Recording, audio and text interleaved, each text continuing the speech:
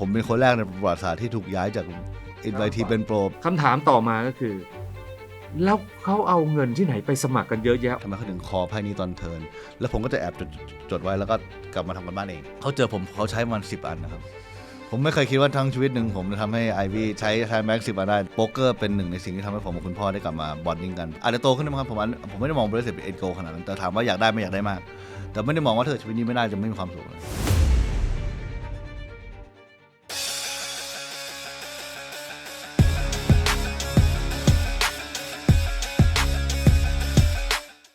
ขอต้อนรับเข้าสู่เทน่าตักทอล์คครับและแขกรับเชิญของเราในวันนี้ผมเชื่อว่านี่คือแขกรับเชิญที่ทุกท่านรอคอยกันอยู่นะครับนี่คือนักโป๊กเกอร์มือวางอันดับหนึ่งของประเทศไทยคุณปุณณัฐ ปุณศรีสวัสดีครับขอต้อนรับสู่รายการของเรานะฮะแล้วก็ต้องขอแสดงความยินดีเพราะว่าเพิ่งจะได้รางวัลจากไททันไปล่าสุดอีก1รางวัลแล้วใช่ไหมครับชื่อรางวัลมันคือ 125,000 เหรียญ NLH 7 handed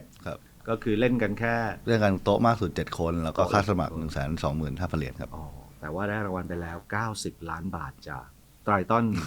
โป๊กเกอร์เจจูเป็นรายการสุดท้ายอีกแล้วอ๋อเหรอฮะเป็นคนถนัดรายการสุดท้ายเลยผมไม่รู้ว่ามันคืออะไรเหมือนกันแต่ว่าส่วนใหญ่ผมมักจะแบบเหมือนมาได้ดีช่วงท้ายแบบอาจจะเปิดไม่ค่อยดีเท่าไหร่แต่ว่าจริงๆรอบนี้ที่ไปผมก็มีเหมือนปัญหาส่วนตัวด้วยก่อนที่มาเล่นแล้วก็กำลังจะคิดว่าเราจะรอดทุกครั้งเหรอวะใช่ไหมแล้วก็คือซีรีส์นี้ก็คือผมก็อาจจะเริ่มต้นได้ไม่ค่อยดีแล้วก็มีบางจังหวะที่แบบผมสโตนบับเบิ้ลด้วยครั้งหนึ่งซอฟต์บับเบิ้ลครั้งหนึ่งในเมนซึ่งก่อนหน้านี้ผมแทบไม่เคยบับเบิ้ลในไททันมาก่อนแล้วก็รู้สึกเฮ้ยอาจจะไม่ใช่ซีรีส์ของเราอาจจะต้องมีซีรีส์ที่ไม่ดีบ้างแล้วก็ผมก็ไม่รู้ว่าอะไรเหมือนกันคือดวงดีแล้วครับรายการสุดท้ายครับ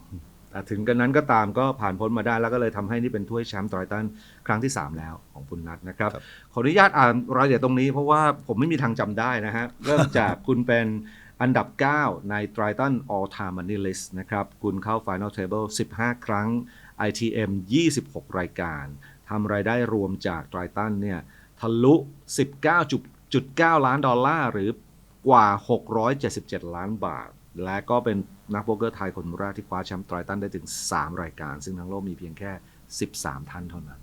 ต้องขอแสดงความยินดีด้วยวันนี้นี่แบบไททันมาทั้งชุดเลยด้วยนะวันนี้ผมใช่จริงๆผมชอบใส่เมอร์เคอร์แล้วเพราะว่าเขาคุณภาพดีครับโอเคครับโอเควันนี้เราจะคุยกับปุณณัฐในทุกแง่มุมเลยนะฮะแล้วก็ผมเชื่อว่าคุณผู้ชมติดตามชมให้ดีวันนี้เราน่าจะนอกจากจะได้รับความสนุกสนานแล้วผมว่าจะได้ความรู้ที่เกี่ยวข้องกับวงการโป๊กเกอร์ที่น่าสนใจด้วยนะครับผมเริ่มจากย้อนไปตั้งแต่ตอนเด็กเลยนะครับคือเราได้ยินมาบ้างแล้วจากการสัมภาษณ์ก่อนๆของปุณณัฐว่าคุณเล่นโป๊กเกอร์มาในช่วงที่ใช้ชีวิตอยู่ที่อังกฤษนะแต่อยากรู้ว่าก่อนหน้านั้นล่ะตอนเด็กๆเลยคุณอยากเป็นอะไรฮะอยากเป็นมีอาชีพอะไรหรือมีฝันอะไรอันนี้ผมว่ามันตอบยากนิดนึงเพราะว่าจริงๆตอนเด็กผมอาจจะไม่ได้มีเป้าหมายของชีวิตที่มันแน่วแน่มากแต่ว่าอาจจะมีหลายอย่างที่เราคิดว่าเฮ้ยเราอยากที่จะทำคือช่วงแรกตอนเด็กๆเลยตอนที่ยังไม่ได้คิดอะไรเยอะนะครับตอนประมาณ10 กว่าขวบจริงๆอยากเป็นโค้ชฟุตบอลทีมชาติอังกฤษเลยคุณชอบเตะบอลเหรอฮะผมเป็นคนที่ชอบเตะบอลแต่ผมเตะไม่เก่งมากแต่ว่าผมมีเพื่อนเตะเก่งหลายคนแต่ผมเป็นคนชอบวางแผนอาจจะทำให้ทุกวันนี้เล่นโป๊กเกอร์ใช้ได้เพราะว่ามี strategic thinking ตรงนี้แต่ว่าตอนนั้นเราชอบดูบอลทีมชาติเราชอบเชียร์อังกฤษเพราะว่าตั้งแต่เด็กคือดูกับคุณพ่อแล้วก็เรารู้สึกว่าโค้ชอังกฤษแต่ละคนมันไม่ได้เรื่องเลยใช่ไหมแล้วก็รู้สึกเฮ้ยถ้าเกิดเราเป็นโค้ชเมื่อก่อนเราเล่นเกมมันมีพวกเกมฟุตบอลต่างๆที่เราเป็นโค้ชเองได้แล้วก็เฮ้ยเราจะไม่วางตัวแบบนี้นะอะไรอย่างเงี้ย CM ทั้งหลายใช่ไหมใช่ครับแล้วตอนนั้นเราก็มีการหงุดหงิดเยอะอยู่เวลาที่ดูบอลตอนนั้นก็เลยรู้สึกว่าเฮ้ยเราชอบเป็นคนวางแผนเกี่ยวกับกีฬาพอโตขึ้นมาหน่อยผมด้วยความที่บ้านเขาไม่ได้บังคับว่าผมต้องเรียนธุรกิจนะต้องเรียนวิทย์นะคือที่บ้านคุณพ่อคุณแม่เป็นหมอทั้งคู่อะไรอย่างเงี้ยครับแต่ว่าเราก็ไม่เคยที่อยากเป็นหมอตอนนั้นผมเริ่มสนใจในเรื่องของภูมิศาสตร์คือผมเรียน geography เยอะแล้วก็ตอนที่ผมเรียนอินเตอร์มันจะมีพวกคล้ายๆ free study time แล้วมันเป็นคล้ายๆวิชาเดียวที่ผมอ่านเองโดยที่ไม่ต้องมีครูบังคับfree study time หมายความว่าไปอ่านหนังสืออะไรก็ได้ใช่สมมติว่าตอนเด็กจนถึงม.4 อย่างเงี้ยเราจะต้องเรียนทุกคาบเลยจนถึงเลิกเรียนใช่ไหมครับพอโตขึ้นมาม.5 ม.6 ของระบบอังกฤษจะมีสล็อตเวลาว่างสมมุติว่าวันหนึ่งมี6สล็อตอาจจะเรียนแค่4สล็อตอีก2สล็อตก็คือว่าเป็นคล้ายๆ free study time ซึ่ง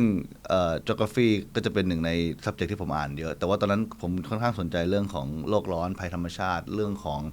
inequality ใน development gap ของหลายๆประเทศอย่างเงี้ยครับตอนนั้นก็เลยคิดว่าเฮ้ยเราโตกลับมาแล้วเรามาปฏิรูปในเชิงของstructure ประเทศไม่ว่าจะเป็นเรื่องของการเหลื่อมล้ำในทางสังคมหรือว่าการintroduce พวก green energy ระบบการคุมคาร์บอนเครดิตอะไรอย่างเงี้ยครับแต่ว่าพอโตขึ้นมาก็ aspiration ตรงนี้มันก็หายลงไปแต่จริงๆมันก็ยังมีบางอย่างที่ผมทำอยู่เกี่ยวกับพวก community revitalization พวกพัฒนาชุมชนอยู่แต่ว่าอาจจะเป็น scale ที่มัน localize กว่าที่เราเคยอยากที่จะทำตอนเด็กๆครับฟังอย่างนี้ถ้าผมแวะถามเนี่ยสมมุติถ้าวันหนึ่งเกิดจะกลับมาทำเรื่องนี้อย่างจริงจังเนี่ยจะทำในฐานะอะไรครับเป็น NGO เป็นนักธุรกิจที่คำนึงถึงสิ่งแวดล้อมหรือเป็นนักการเมืองเลยผมคงจะทำเกี่ยวกับองค์กรแบบ NGO มากกว่าครับด้วยความที่ผมคิดว่าถ้าเกิดว่าเราจะทำอันเนี้ยเริ่มจากศูนย์เราควรที่จะได้เก็บเกี่ยวประสบการณ์กับคนที่เขาเชี่ยวชาญก่อนแต่ว่าพอไปทำตรงนี้สักพักหนึ่งอาจจะมาทำในมุมมองของcommerce ก็คืออาจจะไปช่วยเป็นที่ปรึกษาให้บางบริษัทที่อาจจะทำเกี่ยวกับพวกenergy ธรรมชาติหรือว่าอะไรพวกนี้ครับโอเคแต่ตอนนี้ยังไม่ถึงตรงนั้นตอนนี้ยังแล้วนี่ลืมไปซะเยอะแล้วครับยังโฟกัสเรื่องโป๊กเกอร์อยู่ครับโอเคฮะแล้ว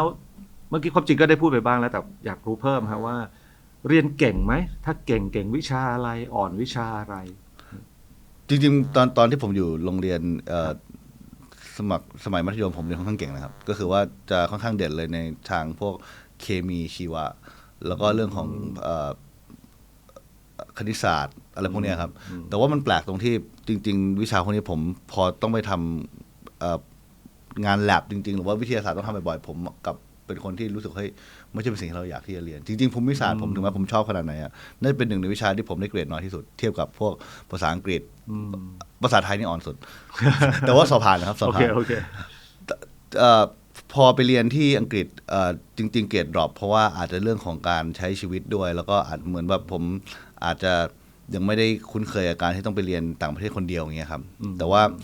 เริ่มมาทำให้ได้ดีขึ้นช่วงปลายจบปริญญาตรีเพราะเราอยากไปเรียนโทที่ UCL แล้วมันจะมี requirement ของเกรดอยู่ก็เป็นเหมือนว่าปีแรกปี2เกรดไม่ดีมากแต่ว่าบังเอิญปี3ปี4 weighting ของเกรดมันจะเยอะกว่าปีแรกปี2มันก็เลยทำให้พอทำได้ดีปุ๊บมัน overcome ไอ้ตอนแรกได้อย่างเงี้ยครับก็เลยเหมือนดึงเกรดมากพอที่ทำให้เราได้ไปเรียนโทที่เราอยากเรียนได้แล้วก็พอไปเรียนโทก็เกรดดีขึ้นครับสรุปว่าคุณจบมาทางด้านไหนฮะตรีอะไรโทอะไรฮะตรีผมเรียนเป็น geography ครับแต่ว่าพอมันจบปี4คือที่บริสตอลมันจะมีคอร์สเขาเรียกว่า M-Sci ซึ่งมันเทียบเท่ากับปริญญาโทอย่างเงี้ยครับแต่ว่ามันไม่ใช่โทเต็มตัวแต่ว่าตอน M-Sci เราต้องเลือกสาขาของ geography ผมก็เลยเลือกเรียน environmental geography ครับก็จะเป็นภูมิศาสตร์เกี่ยวกับสิ่งแวดล้อมครับส่วนที่ UCL ที่เป็นตัว master degree เต็มตัวที่เป็น master of science เนี่ยผมเรียนเป็น environment and sustainable development ครับโหนี่มาทางนี้โดยตรงใช่ก็จะเป็นสิ่งแวดล้อมแล้วแต่คราวนี้เราเจาะจงในเรื่องของการพัฒนาแบบยั่งยืนมากกว่าก็จะทำพวก case study ในหลายๆประเทศที่เมืองไทยนี่ก็จะเป็นหนึ่งใน example ที่ผมเอามายกตัวอย่างที่ใช้เยอะในการที่จะทำพวก report แต่ว่าตอนที่ทำ case study จริงๆไปทำที่เปรูเลยครับอเมริกาใต้ครับทำไมต้องเป็นที่เปรูนะครับตอนนั้นเขาอยากดูพวกเรื่องของ physical everyday risk ในที่คนค่อนข้างที่จะมองข้ามครับแล้วก็คือเปรูก็จะเป็นหนึ่งในประเทศที่จะมีความเหลื่อมล้ำค่อนข้างเยอะอาจจะมีการ control ด้วยองค์กรที่อาจจะไม่ได้สนใจถึงการเป็นอยู่ของผู้ยากไร้จริงๆอะไรเงี้ยครับก็เลยได้เข้าไปอยู่ที่นั่นเดือนนึงเลยครับพอเรียนเรื่องนี้มาเยอะๆที่มันส่งผลถึงไลฟ์สไตล์ไหมเช่นเนี่ยใช้ทัมเบอร์ตลอดใช้ของที่มีใช้แล้วทิ้งผมว่าพูดตรงๆไลฟ์สไตล์อาจจะไม่ได้ impact เยอะแต่ว่าเรื่องของมุมมองดีกว่าครับ perspective ในหลายๆอย่างในการใช้ชีวิตหรือว่าใช่ครับแค่แง่คิดไปผมว่ามันค่อนข้างที่จะเปลี่ยนเวลาที่เข้ามาศึกษาตรงนี้เยอะๆแล้วใช่ครับโอเคคราวนี้ถ้าเป็นเรื่องโป๊กเกอร์ล่ะครับเริ่มเล่นโป๊กเกอร์จริงจังมากี่ปีแล้วครับจริงๆผมเริ่มเล่นโป๊กเกอร์ในตามที่มันถูกกฎหมายที่อังกฤษตั้งแต่ผม18เลยครับเพราะว่าผมไปอังกฤษครั้งแรกก็เห็นว่าage requirement คือ18แล้วผม18ปีพอดีก็เลยเข้าเล่นตอนนั้นเล่นพวกแบบเหมือนเกมเล็กๆก่อนที่จะเริ่มเล่นใหญ่ขึ้นเรื่อยแต่ว่าเหมือนว่าปีแรกผมไปเรียนที่อังกฤษคอร์สผมไม่มีคนไทยเลยไม่ต้องคนไทยหรอกครับเอเชียไม่มีเลยแล้วผมปีแรกค่อนข้าง introvert ก็เลยเหมือนเวลาว่างๆก็จะหาโอกาสเข้าไปเล่นโป๊กเกอร์เรื่อยๆเล่นโป๊กเกอร์เรื่อยๆแล้วเราก็มาสังเกตว่าเฮ้ยทำไมเราเสียแต่ทำไมคนที่บวกเยอะๆทำไมคนหน้าเดิมๆตลอดแล้วก็ไปสังเกตว่าเขาทำอะไรที่มันดีบ้างคนที่เสียทำอะไรไม่ดีบ้างแล้วเราก็เอามาปฏิรูปกับตัวเองเพราะว่าสมัยก่อนมันยังไม่ได้มีทูในการศึกษาเท่าทุกวันนี้ครับทุกวันนี้มันมีโซเวอร์มันมีชาร์ตพรีฟลอปมันมีคอร์สคนสอนนะสมัยก่อนมันเป็นแบบการเรียนรู้เอง ทั้งนั้นเลยครับผมก็เลยค่อนข้างที่จะชอบเฮ้ยเราเริ่มเก็ตคอนเซปต์นี้แล้วอ่ะเฮ้ยเราเห็นว่าคนนี้ทำอะไรถูกอ๋อแล้วเขาทำแบบนี้เพราะเหตุผลแบบนี้ ก็เท่ากับว่าการเรียนรู้เรื่องโป๊กเกอร์ของคุณนัทนี่เรียนที่โต๊ะโป๊กเกอร์เลยใช่ครับก็คือว่าชั่วโมงบินเลยครับก็คือเรียนเพราะว่าเล่นกับคนอื่นนี่แหละแต่จริงๆอ่ะผมชอบเล่นไพ่ที่ใช้ฝีมือกับคุณพ่อตั้งแต่ผมเด็กๆอยู่แล้วโดยที่ไม่ได้เล่นเพื่อเงินก็คือเล่นเป็นแบบอาจจะแบบเป็นคนแพ้เลี้ยงข้าวหรือคนแพ้ถูกทำโทษอะไรเงี้ยแต่ว่าคือก็แต่ผมเล่นตั้งแต่จินรัมมี่เล่นตั้งแต่ไพ่สวยโดยตีคล้ายๆ คืออะไรนะครับสวยโดยตีจะคล้ายๆสลับแต่เป็นสลับที่ลงไพ่โป๊กเกอร์5ใบได้แล้วจะมีการนับพอยต์ไม่ใช่แค่ว่าจบแล้วเป็นคิงอะไรอย่างเงี้ยตัวนี้มันจะมีเรื่องของการคำนวณว่าบางทีเกมเนี้ยเราชนะไม่ได้ แต่ว่าเราอาจจะอยากให้คนอื่นเสียมากกว่าเรา เพราะว่ามันจะมีส่วนต่างของพอยต์อยู่อะไรเงี้ยครับแล้วก็เพิ่งมาเล่นเกมคล้ายๆโป๊กเกอร์อาจจะอายุ15-16แล้วตอนนั้นดูพวกเจมส์บอนด์คาสิโนโรเยลก็เริ่มเล่น variant แรกที่ผมเล่นอาจจะเป็นพวกไพ่แบบโป๊กเกอร์draw โป๊กเกอร์ก่อนคือแจก5ใบทิ้งได้รอบนึงแล้วก็เบสกันแล้วก็จะมีพวกไพ่โป๊กเกอร์มันก็จะมีเพย์เนาะมีอะไรเงี้ยแล้วก็พอ no limit เขาเล่นจริงๆนี้เพิ่งมาเข้าใจจริงตอนประมาณอายุ16ตอนไฮสคูลครับไหนๆแล้วได้ยินคำว่าเพเพราะว่าคนไทยส่วนใหญ่รู้จักโป๊กเกอร์แรกคือเพเพราะดูจากหนังจีนหนังจีนจะเล่นเพใช่ไหมฮะกติกาสากลของเพนี่มันมีชื่อไหมครับมันถือว่าเป็นโป๊กเกอร์อย่างหนึ่งใช่ไหมฮะเป็นครับแต่ว่าอาจจะเป็น variant ที่คนไม่ค่อยนิยมเท่าสมัย variant อื่นๆคือเพเป็นฟอร์มของ start คือไพ่ที่มีการเปิดใบหนึ่งแล้วก็มีการแจกความเนาะแต่แจกทีละใบใช่ไหมครับคือเพก็คือ 5 card start นี่แหละแล้วก็ผมว่ากติกาสากลจะเป็นno limit หรือว่า pot limit แล้วแต่ที่จะตัดสินใจแต่เกมมันอาจจะค่อนข้างที่จะหนักมากพอมาเล่นในเชิงของทัวร์นาเมนต์เขาอาจจะมองว่า variant มันสูงเกินไปเขาเลยเปลี่ยนตอนนี้เป็น 7 card start ก็คือว่าแทนที่จะเปิดใบหนึ่งคือเปิด2ใบก่อนแจกความ5ใบเปิดอีกใบหนึ่งแต่เราใช้แค่5ใบนี้เป็น best 5 card poker hand เนาะแต่ว่าการเกย์จะเป็นลิมิตแทนจะมีลิมิตเล็กกับลิมิตใหญ่แต่ว่ามันอย่างน้อยมันยังคุมเป็นจำนวนโทเค็นได้เวลาแข่งในเซตติ้งของทัวร์นาเมนต์มันทำให้ได้เล่นหลายตากว่าครับเพราะว่าถ้าเกิดเป็นเพจมันเป็นโนลิมิตก็คือตาเดียวก็คือหมดเลยเพราะว่าถ้าเราดูในหนังเนี่ยพวกโจซิงฉือเนี่ย all in ใช่เพราะว่ามีคู่ A คนหนึ่งก็ all in อีกคนหนึ่งซื้อ4-3 ใบก็ all in ใช่ไหมครับก็จบเลยซึ่งมันเหมาะกับในหนังนะฮะเพราะว่ามันดูยาวๆไม่ได้มันเปลืองเวลาในที่สุดแล้วมันก็คือ start แต่ว่าถ้าที่เห็นในหนังฮ่องกงเนี่ยคือมันเป็น5 card start ครับโอเคยังมีแข่งอยู่ไหมทุกวันนี้ทุกนี้มีใน World Series ผมก็เพิ่งไปแข่งมาปีแล้วเป็นมี7 card start มีทั้ง high กับ high low ครับเวลาไฮโลนี่แปลว่าอะไรครับไฮโลคือพอร์ตเนี่ยจะแบ่งเป็น2ส่วนหนึ่งสำหรับไฮส่วนหนึ่งสำหรับโลก็คือไพ่ที่จะคุริฟายสำหรับโลได้คือไพ่ต่ำกว่า5ใบแต่ว่าถ้าเป็นคู่เป็นอะไรนะสมมติว่าไพ่โลที่ดีสุดก็คือ1 2 3 4 5เนี่ยแหละครับดีสุดไฮการ์ดที่ต่ำกว่า8แต่ว่า A นับเป็นต่ำได้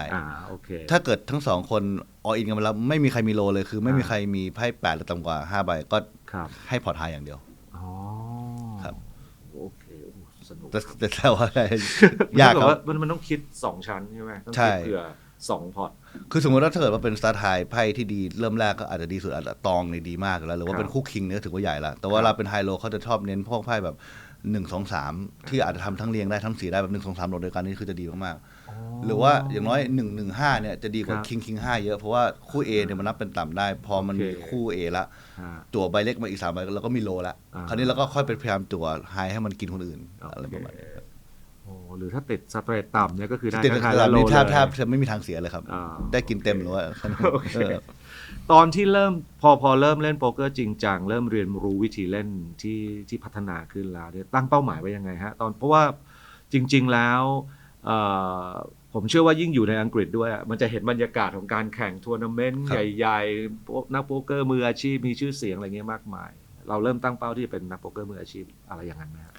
จริงๆพูดตรงที่ตอนที่ผมเรียนอยู่ที่อังกฤษตอนนั้นผมเล่นโป๊กเกอร์1เป็นงานอดิเรก2ก็จะเป็น side income แต่ตอนนั้นเวลาผมไม่ได้มีเยอะมากผมเล่นแคชเกมหลักแต่แคชเกมในคาสิโนที่มันถูกกฎหมายก็พอผมทำอย่างนี้ไปเรื่อยปุ๊บจริงๆตอนช่วงท้ายที่จะเรียนจบก็มีได้ไปเล่นในทัวร์นาเมนต์ของตาม regional บ้างไปที่ Coventry Bristol กับไปเมืองที่เราเคยเรียนตอนอยู่ลอนดอนเล่นพวกนี้บ้างแต่ว่าพอกลับมาที่ประเทศไทยก็เหมือนอยู่เล่นไปสักพักหนึ่งเพราะตอนนั้นโกเราก็คือให้อาจจะมาทำในสิ่งที่ผมเรียนมาที่เราคุยเรื่องก่อนหน้านี้เรื่อง NGO เรื่องอะไรเงี้ยจนผมมีกลุ่มเพื่อนที่ผมสนิทบินมาจากอังกฤษตอนนั้นเมื่อก่อนผมรู้จักตอนที่ผมเรียนอยู่ปี4เขาเรียนอยู่ปี1คือเราตอนนั้นก็เหมือนเป็นคนที่เป็นพี่ชายเขาแนะนำวงการโป๊กเกอร์ ครับ แนะนำเรื่องการเล่นนี่แหละ แต่ตอนนั้นผ่านประมาณ 4-5 ปีคือเขาเองก็จบมหาลัยละมาเที่ยวเมืองไทยแล้วตอนนี้เขาเก่งขึ้นเต็มตัวเพราะว่าศึกษาเยอะมากด้วยใช้ทูใหม่ๆ แล้วก็พวกนี้คือโตมาจากศูนย์นะครับคือว่าเล่นโป๊กเกอร์เพื่อเงินจริง ๆ ก็พอเขามาที่ไทยก็ได้พูดคุยกันเขาก็เลยแบบสอนผมในคอนเซปต์เกี่ยวกับโป๊กเกอร์ทำให้เรา realize เฮ้ยมันมีเรื่องแบบนี้ด้วยเหรอคือเรา actually know very little about the world of poker right หรือว่าเกี่ยวกับ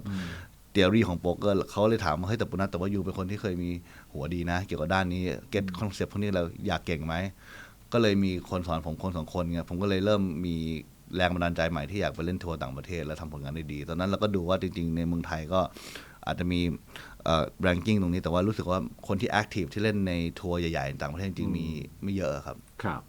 ก็เลยตอนนั้นตั้งเป้าแต่พอดีโควิดมันฮิตก่อน อ๋อก็เป็นช่วงโควิดนี่เอง คือใช่ ที่เริ่มเอาจริง ปีแรกก่อนโควิดผมก็เริ่มเล่นของ APT นี่แหละ ผมก็ไปอินชอนไม่ได้ไปอินชอนไปตัวโซลเลยกลางโซลเลยแล้วก็มีไปไต้หวัน มีไปเวียดนาม แล้วก็โควิดฮิตตอนนั้นเราก็เลยตั้งเป้าว่าเฮ้ยถ้าเกิดว่าโควิดหายเนี่ยอยากไปเล่น WSOP หรืออยากจะเล่นพวก EPT ตอนนั้นเราไม่มองถึงไบรตันนะเรามองถึงเล่นไปอินที่เราอาจจะ afford ได้ก่อน แล้วก็มีเวลาปี2ปีที่ทำให้ตัวเองแบบพัฒนาขึ้นครับ สรุปว่าถ้านับตั้งแต่อายุ 18 ปีเดินเข้าไปโป๊กเกอร์รูมที่ลอนดอนจนถึงวันนี้นี่กี่ปีแล้ว โอ้14 ปีแล้วครับ เล่นโป๊กเกอร์มา 14 ปี ครับ แต่ว่าเริ่มตระเวนแข่งตามทัวร์นาเมนต์ต่างๆเนี่ยคือช่วงก่อนโควิด ใช่นั่นเหมือนกันก็ได้ครับเพราะว่าจริงๆช่วงก่อนเรียนจบตอนผม23-24ผมไปเล่นแค่ 2-3 ทัวร์เองแล้วก็ไม่ได้เล่นอีกครับ ก็แปลว่าเล่นทัวร์นาเมนต์แบบจริงจังจริงก็ตีซะว่า 6 ปีประมาณนี้นะ ตีว่า4 ปีก็ได้ครับ 4 ปี เพราะว่าปีแรกก่อนโควิดก็คือเพิ่งไปแค่ 2-3 สต็อปส่วนใหญ่ไปคือไปเที่ยวเมืองนั้นด้วยคือไปหาเพื่อน ครับ คือตอนนั้นก็ยังไม่ค่อยรู้เรื่องรู้ราวอะไรเท่าไหร่นะครับ 4 ปีเองเหรอครับ นี่เขินนะครับผมก็เริ่มเล่นโป๊กเกอร์ทัวร์นาเมนต์แรกนี่ก็4 ปีที่แล้วฮะเนี่ยเพราะผมรู้สึกว่าทำไมเราห่างไกลกันจังเลย อ๋อ ครับ ผม เหมือนโชคดีหลายอย่างคือจริงๆผมที่บอกว่า4 ปีเพราะหลังโควิดเสร็จปุ๊บผมไป WSOP ครั้งแรกที่เวกัสแล้วก็ได้เจอ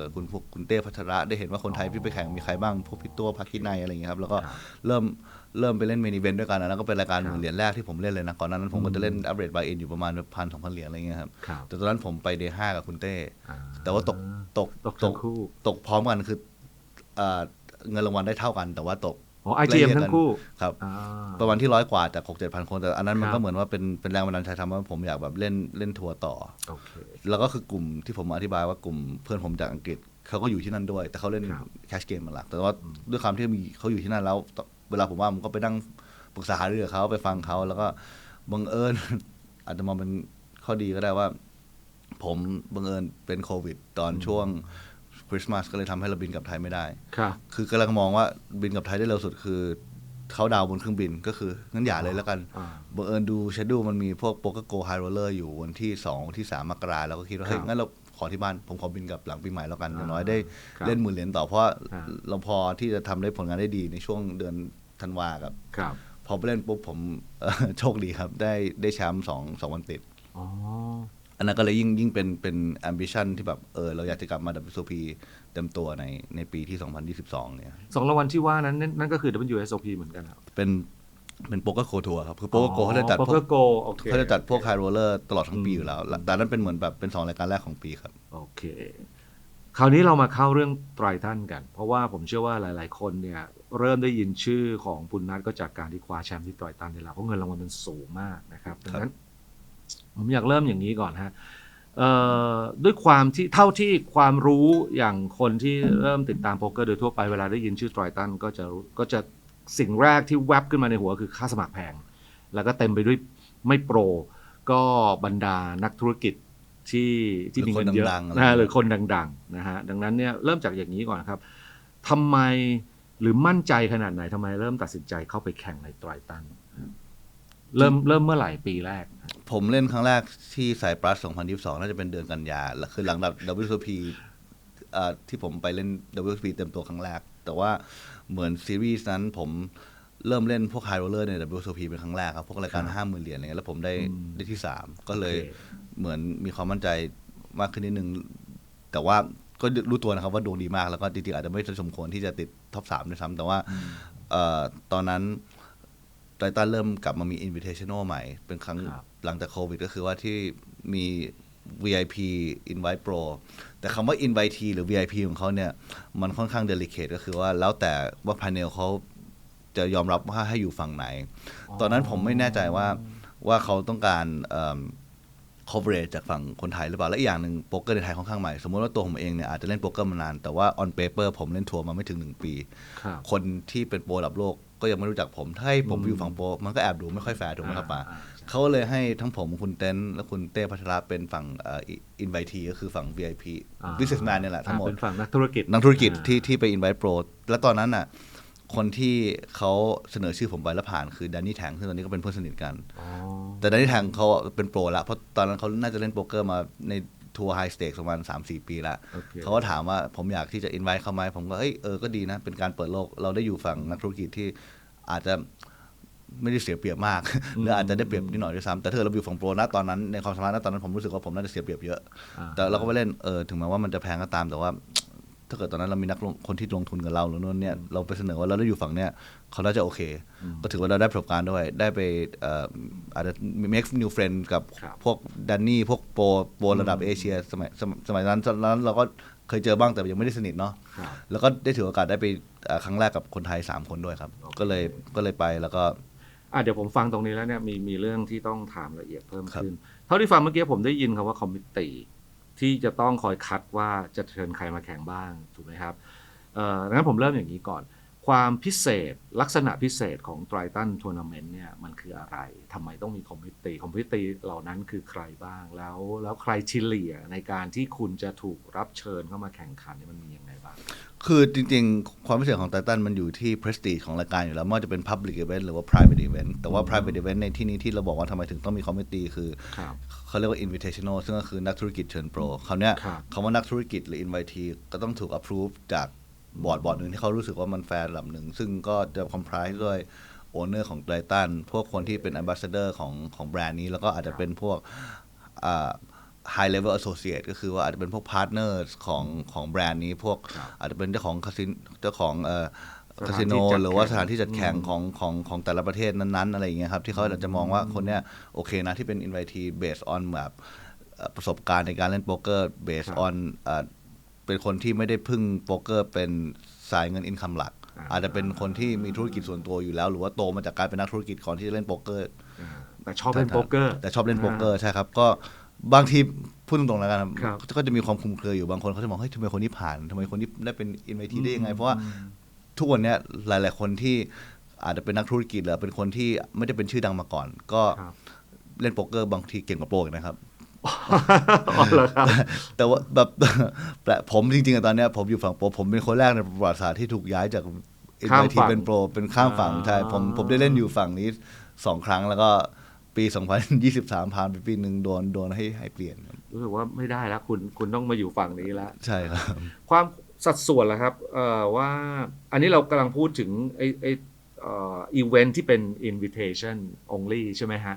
เขาแบ่งสัดส่วนยังไงฮะต้องเป็นนักธุรกิจกี่เปอร์เซ็นต์เป็นโปรกี่เปอร์เซ็นต์อินไวท์ก็คือ 50-50 เลยครับเพราะสมมติปาเต็ดไปเล่นเป็น VIP ปาเต็ดต้องเลือกโปรคนหนึ่งถูกไหมครับดังนั้นโปรที่ไม่มีอินไวทีเลือกก็จะเล่นไม่ได้ครับโอเคมันก็เลยทำให้แล้วพอเลือกมาเสร็จปั๊บแล้วก็แข่งเป็นทีมหรือว่าก็มันรวมกันเลยฮะแข่งแยกวันแรกก็คือวันแรกฝั่งผมเรียกว่าอินไวทีแล้วกันเนาะคือฝั่งนักธุรกิจก็คือเล่นกันเองก่อนวันแรก8-10 เลเวลแล้วแต่รายการสมัยนี้10ละแต่ว่าสมัยที่ผมเล่นเป็นอยู่ฝั่งนักธุรกิจเนี่ยคือ8เลเวลแล้วก็แต่ registration เนี่ยจบที่10นะก็คือว่า day 2ปุ๊บก็ค่อยคละครึ่งกับครึ่งสมมติว่าวันแรกนักธุรกิจเล่นกันเองโปรเล่นกันเองก่อนแล้วก็เสร็จวันที่2ก็คือรวมแต่ว่ารวม half and half redraw ก็คือว่าในโต๊ะ8 คนมีนักธุรกิจ4 คนโปร4 คนแต่ว่าเราอ่ะจะไม่ได้เจอพาร์ทเนอร์เราจนถึง final table อันเนี้ยมันคือเฉพาะinvitation only event หรืออย่าง main event รางวัลที่คุณปุณณัฐได้เนี่ยก็เงื่อนไขนี้ไหมอันนี้แค่ invitation event ครับเท่านั้นใช่ครับแต่ถ้าเป็นแบบเขาเรียกอะไร public event พวกก็จะเป็น random sitting เลยครับก็คือเปิดสมัครได้เต็มที่ใครลงก็ได้โปรคนไหนที่มีค่าสมัครที่มีเงินลงค่าสมัครก็คือลงได้เลยไม่ต้องผ่านรอบคัดเลือกอะไรเงี้ยแล้วก็เรื่องของseating ก็จะเป็น random จะไม่ได้มีการจับว่าใครอยู่ฝั่งไหนครับซึ่งรางวัล main event ที่ปุณณัฐได้ในครั้งแรกที่ไปแข่งก็คือตรงส่วน public event ใช่ครับโอเคอีกเรื่องนึงที่ผมเชื่อว่าคนที่ดูถ่ายทอดสดหรือดูคลิปแล้วสงสัยคือค่าสมัครมันแพงอ่ะ ที่ว่าแพงเนี่ยเอาเฉลี่ยกันละกันมันประมาณเท่าไหร่ครับ ปกติไททันถ้าเกิดว่าเอาทางภาคยุโรปก็คือค่าสมัครต่ำสุดก็คือ 25,000 แพง 25,000 ยูโรหรือว่าเหรียญ เหรียญครับ 25,000 เหรียญ แล้วก็ส่วนใหญ่ก็จะมีพวก 40,000 50,000ซะเยอะหน่อย แล้วก็เมนอีเวนต์ทุกครั้งก็จะเป็นแสนเหรียญมีช่วงหนึ่งที่บางเมนอีเวนต์เขาปรับเป็น125,000แล้วแต่เมืองที่ไปสมมติเมืองไหนแพงๆหน่อยแบบมอนติคาร์โลมอนติเนโกรก็อาจจะ125,000แต่เขาอยากทำเป็นยูนิเวอร์สละแสนเหรียญแล้วก็จะมีเกินแสนเหรียญปกติใน No Limit Hold'em ก็สักรายการ2รายการส่วนใหญ่จะเป็น Invitational ที่จะแพงสุด ครับ ก็ Invitational ก็จะเรนจ์ตั้งแต่ 200,000 ถึง 500,000 เคยมีล้านปอนด์นะครับรอบหนึ่งแต่ว่าไม่ได้มีนานแล้ว 40 ล้านบาทอะไรประมาณอย่างเงี้ยเหรอฮะ ใช่ครับแต่ว่าสมมติว่าInvitation สมัยนี้ก็ average ก็ประมาณ 200,000 เหรียญ 200,000 เหรียญนี่ก็ประมาณ 7 ล้าน 7 ล้านใช่ครับ ค่าสมัครประมาณ 7-8 ล้าน แต่ว่าผมว่าถ้าเกิดว่าเรามองว่า average buy in ก็อาจจะมองระหว่างประมาณ 50,000 ถึง 100,000 นะครับ 50,000 ก็คือ 2 ล้าน 2 ล้าน ครับ ครับคำถามต่อมาก็คือ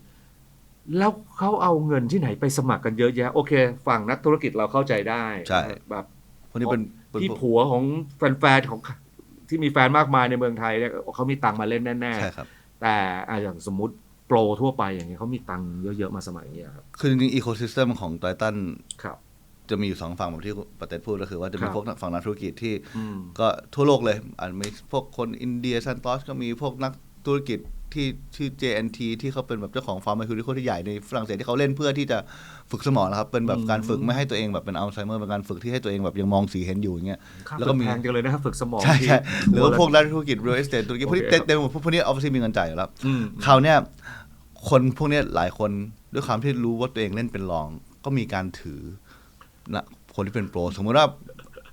มีนักธุรกิจคนหนึ่งที่เป็นตุรกีตอนเนี้ยผมว่าเขาชื่อออฟเพนที่ตอนเนี้ยผมว่าเขาเก่งกว่าโปรหลายๆคนแล้วนะ แต่ว่า ครับ ด้วยความที่เขามีเน็ตเวิร์กของผู้เล่นที่สปอร์ตเขาสอนเขาด้วยความที่เขาเคยถือคนพวกนี้ก็ทำให้ทุกคนก็รีเทิร์นก็คือความรู้รีเทิร์นแล้วด้วยความพวกคนพวกเนี้ยส่วนใหญ่เป็น successful business people ถูกไหมครับก็จะต้องมีหัวในการที่พัฒนาตัวเอง รู้ อยู่แล้ว ว่าจะต้อง ยิ่งได้ข้อมูลจากคนเก่งๆนี้ยิ่งพัฒนาเร็วเลย แต่ก็จะมีแบบนี้ก็คือว่าอาจจะมีนักธุรกิจบางคนที่มาเล่นไตรตันอยากเล่นเพื่อประสบการณ์อยากเล่นเพราะว่าชอบ แต่ว่ารู้ว่าวิธีการกระจายความเสี่ยงคือถือคนที่เก่งก็จะถือโปร อ่ะคำว่าถือในที่เนี้ยมันคืออะไรครับที่เรียกว่าถือ คือมันจะเป็นได้2รูปแบบคือจะเป็นเรื่องของการ buy action ก็คือว่าจะมีนักธุรกิจหลายคนอาจจะเป็นคนที่ไม่มาเล่นไตตันเองก็ได้แต่ว่า นั่งดูอยู่ที่บ้านเลย behind the scene แต่ว่ามี connection กับโป๊กเกอร์เพลเยอร์ก็คือว่า ครับ คนที่เป็นนักโป๊กเกอร์ดังๆ อาจจะส่งโพยว่าเนี่ยนอกจากตัวผมมีพวกเพื่อนผมพวกเนี้ยที่จะมาเล่นแต่ว่าค่าสมัครเองซื้อไม่ไหวหมด แต่ว่าอยากขายเปอร์เซ็นต์รายการเนี้ยสมมติ 25,000 อาจจะขายแค่ 20%แต่ว่ารายการแสนเหรียญจะขาย 80%แล้วแต่คนอันนี้ผมเคยพูดเป็นตัวเลขทั่วไปนะก็อยู่อยากซื้อกี่เปอร์เซ็นต์ก็จะเงี้ยจะมีการเป็นข้อเสนอซื้อก็คือ buy action ก็คือว่าสมมติปาเต็ดซื้อผมรายการแสนเหรียญปาเต็ดซื้อ 10% ก็ ครับ ปาเต็ดก็ต้องให้ผม10,000 เหรียญถูกไหมครับ ครับ แล้วเวลาที่ผมได้เงินรางวัลผมก็ ครับ คืนปาเต็ดเป็น อ่า 10% ของเงินรางวัล ทั้งหมด ก็เป็นแฟร์ exchange แต่ว่าเฉพาะอีเวนต์นั้นเท่านั้น อีเวนต์นั้นไม่มีข้อ เรียกว่า ผูกมัด เลือกซื้อเป็นอีเว ใช่ นต์อีเวนต์ สมมติว่าผมปาเต็ดซื้อรายการผมแสนเหรียญแต่ผม ครับ ได้ละเกิน 50,000 ที่ปาเต็ดไม่ถือปาเต็ดก็ไม่ได้อะไรนะ คือแล้วสมมติอีเวนต์เนี้ยเดินเข้าไปแฮนด์แรกติดคู่คิงไป จบ ฟลิปกับคู่เอสแล้วแพ้ก็จบเลย จบเลยแต่ว่าคนที่ถือก็อาจจะต้องเข้าใจได้อาจจะเป็นคนเข้าใจก็ ก็ต้องลงทุนมีความเสี่ยง อีกวิธีหนึ่งที่อาจจะเป็นวิธีที่คนใช้เยอะหน่อยคือเขาเรียกว่า staking deal ซึ่ง staking deal มันเป็น universal practice เหมือนกัน ก็คือว่าคนที่มี liquidity เยอะที่เข้าใจโป๊กเกอร์ที่พร้อมที่จะสนับสนุนนักโป๊กเกอร์เก่งๆ ก็จะเป็นคนที่ออกเงินทุนให้ โดยที่ staking deal ปกติก็จะเป็นอย่างที่ว่าสมมุติว่าคนนี้อยากเล่นไตรตัน ครับ ค่าสมัครซีรีส์หนึ่งอาจจะประมาณ 500,000 ถึง 1 ล้านแล้วแต่ว่าเราลงรายการไหนบ้างถูกไหมครับ ครับ ก็คนเนี้ยก็จะออกเงินให้หมดเลย อันเนี้ยคือดูแลกันตลอดทัวร์นาเมนต์ แต่อาจจะไม่ใช่แค่ซีรีส์นี้นะก็คือว่าทั้งปีก็คืออยู่วางแผน เซ็นสัญญากันเป็นปีก็ได้ ใช่ครับแต่ส่ คุ วน ณจะไปแข่งกี่ทัวร์ไม่รู้ล่ะ ใช่ครับก็คือส่วนใหญ่พวกนี้เขาต้องการถ้าเขารู้สึกว่าคนที่เขาถือเก่ง เขาต้องการให้เล่นวอลลุ่มเยอะถูกไหมครับเพราะ ครั โป๊ บ กเกอร์ทัวร์นาเมนต์พวกเนี้ยความเสี่ยงมันสูงเขาอาจจะมองว่า WSOP EPT High Roller ลงรายการไหนบ้างก็คือทุกอย่างอยู่ในแพ็กเกจเดียวกันหมด โอเค แต่ว่าดีลมันก็จะคือว่าปกติ profit shop จะช็อปได้ก็ต่อเมื่อผ่านไป6 เดือนถึง1 ปีแล้ว แล้วก็เวลาถ้าเกิดคนนี้เสียก่อนสมมติว่าซีรีส์แรกไททันเสีย 500,000 เหรียญ ครับ กว่าเขาจะได้ส่วนแบ่งของเงินช็อปเขาต้องคืนคนที่ถือเขา 500,000 เหรียญก่อน 500,000 เหรียญเนี่ยเขาเรียกว่า make up ก็คือว่าปกติดีลก็คือว่าคนเราอ่ะจะไม่สามารถ leave deal ได้ยกเว้นถ้าเกิดออกจาก make up แล้วหรือถ้าเกิดเราอยู่ใน make up อยู่ที่ discretion ขอ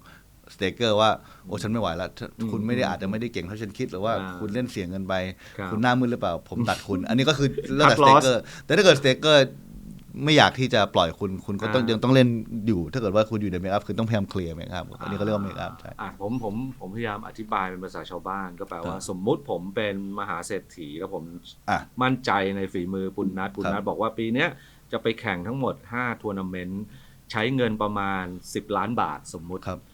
แล้วก็แบ่งให้ผมถือได้ 50% ครับ ประมาณอย่างนี้ใช่ไหม ได้ ผมก็จ่ายให้ปุณณัท 5 ล้าน เลย5 ล้าน แล้วปุณณัทก็เอา5 ล้านเนี่ยไปใช้เลยไปลงสมัคร แต่สมมุติปรากฏว่าลงไปแค่2ทัวร์นาเมนต์ปรากฏ5 ล้านหมด ครับ เพราะว่าอาจจะเล่นเสี่ยงไปหน่อย ครับ ก็มาคุย อาจ กั จะ น ไปอีกหลายทีไปหน่อย หรือบายหลายทีไปหน่อยบายเท่าไหร่ก็ไม่ ATM สักทีอย่างเงี้ยนะ ครั ฮะ บ แล้วก็พอมาคุยกับผมอาจจะบอกได้2 ทางทางหนึ่งก็คือ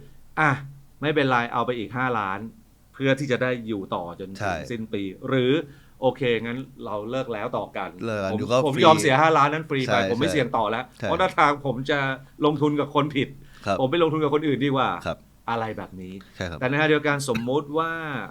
รายังลงทุนกันต่อแล้วปรากฏปุณณัทเริ่มไปชนะที่รายการที่ 4 สมมุติ แล้วไปได้10 ล้าน แล้วได้มา10 ล้านเนี่ยต้องเอา5 ล้านมาคืนให้ผม มา ก่ คื อน คุณก่อน แล้วก็อีก อ่า 5 ล้านเนี้ยค่อยแบ่ง มาแบ่งกันตามสัดส่วน ตามสัดส่วนบางทีก็อาจจะ50-50บางทีอาจจะ อ่า 60-40 ก็ ฝ่ายใดก็ แล้วแต่ ฝ่ายนั้น ดีไว้ แล้วแต่ดีไว้ครับ ทั้งนั้นสมมติ50-50ก็กลายเป็นว่าไอ้10 ล้านต่อไปที่ปุณณัทได้เนี่ยผมจะได้มา7 ล้าน 5 ใช่ เพราะว่าต้องคืนผมก่อน5 ล้าน ถูต้อง ก่ ค อ รับ นเสร็จแล้วก็ที่เหลือก็แบ่ง 50-50 ต่อ ซึ่งในสมมติใน1นักกีฬาเนี่ยนักโป๊กเกอร์1 คนอาจจะมีคนลงทุนอยู่ข้างหลังมากกว่า1 คน ถู ก็ กครับ ได้ ถูกครับ เพราะว่าบางคนแข่งเยอะมาก แล้วก็บางคน ใช้เงินเยอะมาก อาจจะไม่อยากให้คนคนหนึ่ง exposure ต่อซีรีส์มากเกินไป มันจะได้ถือกันได้ยาวกว่า สมมุติว่าคนคนหนึ่งถือเต็ม 100% เลย อ่า อาจจะแบบที่ปาเต้พูด อ่า ผ่านไปสักอันหนึ่งไม่ไหวละแต่อย่างน้อยถ้าเกิดมีสัก2-3 คนอาจจะ โอเค คนคนหนึ่งระยะเวลาความ เขาเรียกว่าทนทานอาจจะ อ่าน านกว่าเมื่อกี้ผมขอกลับไปเรื่องของ buy action นิดนึงคือ ค จ รับ ริง ค ๆ รั ใน บ ไททันเนี่ยคำว่าเป็นโปรเนี่ยก็ต้องเป็นคนที่มั่นใจในความสามารถตัวเองระดับหนึ่งแล้วคนที่ ครับ ซื้อก็ต้องมั่นใจในความสามารถของโปรถูกไหมครับ ครับ ก็จะมีระบบที่เขาเรียกว่าซื้อโดยใช้มาร์กอัพก็คือว่าหลายโปรหลายคนเน่ะเวลาที่จะไปแข่งพวกนี้ต้องมีค่าเดินทางต้องมีค่าฝึกฝน อ๋อ มีค่ารีซอสบางทีในฟิลที่มันดีมากๆ เช่นพวกไททันฟิลใหญ่ๆรายการพวก 25,000 ดีๆ หรือว่าพวก Invitational ที่นักธุรกิจครึ่งเลยเนี่ยก็จะเป็นรายการที่โปรได้เปรียบสุดถูกไหมครับ ครับ เขาอาจจะขายมาร์กอัพ 1.2 1.3 เช่น สมมุติว่ารายการ200,000 เหรียญเนี่ยเขาต้องการขายครึ่งหนึ่งก็คือ100,000 เหรียญ ครับ แต่สมมติปาเต้อยากซื้อครึ่งหนึงเนี่ยปาเต้ ครับ ต้องซื้อในราคา 1.2 อ่าบวกค่าพรีเมียมเข้าไปหน่อย บอกค่าพรีเมียมก็สมมติว่า อ่า 100,000 เหรียญปาเต้ต้องจ่าย 120,000 เหรียญ แต่ว่าได้ 50%นะ แต่ได้50%เท่าเดิม อ่า ใช่ อันนี้ก็ถือว่าเป็นค่าให้คนนี้เล่นไป เขาจะบวกเยอะบวกอะไรก็คือเรา คุณ จ่าย ก็ แท็กไปละ ได้เนี่ย 20,000 มันก็ทำให้บางทีโปรหลายคนอ่ะสามารถที่จะมีแอคชั่นตัวเองโดยที่ไม่ต้องออกเงินเองเลย เพราะว่าไปเก็บคนละ ใช่ครับ 1.2 รวมๆแล้วเกินร้อย ใช่ครับ ใช่ไหมฮะ แล้วเราก็อาจจะเลิกเก็บเป็นค่าเล่นส่วนหนึ่งแล้วก็จะถือสักกี่เปอร์เซ็นต์อาจจะ 20% ก็แล้วแต่คนคนนั้นไป ก็จะเป็นอีก business model หนึ่งที่ แต่คนที่จะทำกันได้ต้องเก่งมากที่คน ฟิลไอวี่อะไรอย่างงี้ใช่ไหมฮะ อาจจะต้องเก่งกว่านั้นนะครับอาจจะต้องเป็นอาจจะต้องเป็นรุ่นใหม่ อ๋อต้องเป็นรุ่นใหม่ๆ ใช่เพราะว่าฟิลไอวี่เขาอาจจะมีเงินมากพอแล้วที่จะเล่นเพราะเขา ครับ อยู่วงการนี้มานาน เขาอาจจะไม่ต้องให้หุ้น ใช่แต่ว่าอาจจะเป็นพวกโปรออนไลน์เก่งๆหรือว่าโปรไลฟ์ที่คนนับถือว่าเฮ้ยคนเนี้ยมีศักยภาพสูงแต่ว่าคนรุ่นใหม่นะครับมันโอกาสที่จะมีเงินทุนมาเล่นพวกเนี้ยมันยากมากครั ก็ บ จริง ครับ แปลว่าดังนั้นอันเนี้ยก็ไขข้อสงสัยว่า ดังนั้นนี่คือเหตุผลที่เราเห็นโปรลงแข่งในรายการแพงๆได้อย่างต่อเนื่อง ใช่ครับ เพราะว่าเขามีแบ็กอัพ ใช่ครับ จึงแปลว่าบางทีในแต่ละรายการที่ลงในยเผลอๆตัวโปรเองเนี่ยจ่ายค่าสมัครน้อยกว่านักลงทุน ถูกครับ เราอาจจะลงแค่ 20% ใช่ครับ นักลงทุนลง ครับ 80%ก็หมายถึงเงินรางวัลด้วยป่ะ มาครับว่าไงครับ ก็แปลว่าเงินรางวัลที่ได้มาเราอาจจะต้องแบ่งให้กับนักลงทุน อ๋อใช่ครับ มากกว่าตัวเราเอง ถูก ที่ ครับ เราได้ ถูกครับ กลับมาที่ไททันก็คือในเรื่องของการลงทุนกับนักโป๊กเกอร์ความจริงไม่ต่างอะไรกับการซื้อหุ้นเลย ถูก ก็คือนักโป๊กเกอร์แต่ละคนก็เหมือนบริษัทที่มีพื้นฐานดี หรือว่าโอ้โหอันนี้บริษัทใหม่เป็นสตาร์ทอัพhigh risk high return คุณจะเสี่ยงไหมอะไรทำนองนี้ใช่ไหมฮะส่วนนักลงทุนนี่ก็มีทั้งคนที่ลงทุนไปด้วยแล้วก็เล่นเป็นโป๊กเกอร์เพลเยอร์ด้วยหรือบางคนก็คือนั่งดูอยู่ที่บ้าน ใช่ชอบอยู่ที่บ้าน เพราะชอบ เกียร์เดินใช่ ชอบดูแล้วก็ถือว่าเป็น ก็เป็นการ diversify เหมือนอยู่ลงทุนหุ้นสตาร์ทอัพ มันคือการลงทุนดีๆนั่นเองอ๋ออ่ะโอเค ข้ามเรื่องนั้นไป คราวนี้เวลาไปนั่งในโต๊ะแบบทัวร์นาเมนต์ใหญ่ๆอย่างไตรตันอย่างเงี้ยมันก็แปลว่าคุณจะได้เจอกับนักโป๊กเกอร์ระดับโลกเป็นประจำเลยที่เป็นโปรแบบเก่งๆทั้งหลายนะฮะซึ่งมันมีผลไหมฮะต่อการแข่งขันเวลาเราไปอยู่ในโต๊ะเดียวกันกับโปรระดับโลกแบบนั้นตอนแรกๆที่ผมไปผมรู้สึกตื่นเต้นนะโดยเฉพาะหลายๆคนแบบเป็นเหมือนฮีโร่ผมตั้งแต่เด็กเลยว่าบางคน เช่นใครคุณเจอใครเป็นครั้งแรกเวลาลงไปแข่ง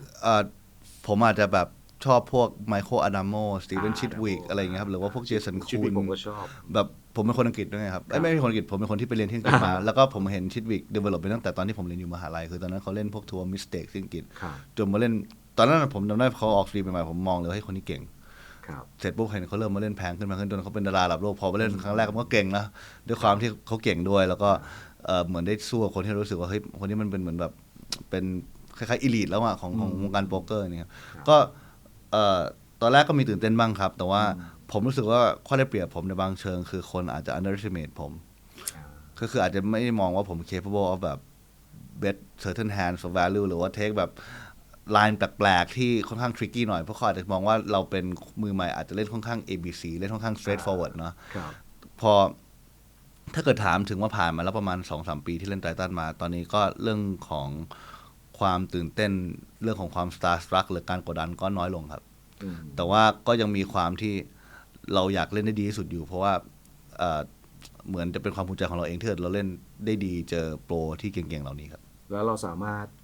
ใช้ท่าประหลาดเอาชนะเขาได้อะไรใช่ครับหรือว่าเราพอที่จะมองว่าเขาคิดว่าเรามีศักยภาพประมาณไหนถ้าเกิดเราเล่นพลิกแพลงแล้วเขาอาจจะอ่านเราไม่ออกเราก็จะรู้สึกภูมิใจครับยังมีใครไหมฮะที่ถ้ามานั่งร่วมโต๊ะกันเดี๋ยวนี้แล้วก็ยังคงกดดันอยู่มีใครเป็นพิเศษเยอะครับส่วนใหญ่ถ้าเกิดว่าเป็นโปรระดับโลกพอเนี้ยเราจะไม่ค่อยอยากให้คนที่ aggressive อยู่ฝั่งซ้ายเราช่วงบับเบิลช่วง FT อะไรอย่างเงี้ยอันนี้เราก็พูดถึงทั้งแทบทุกคนที่เป็นระดับโลกเลยครับแต่ว่าบางทีเราก็ต้องแบบมาดับว่าเฮ้ยโอเคสถานการณ์เป็นอย่างนี้แล้วเราทำไงให้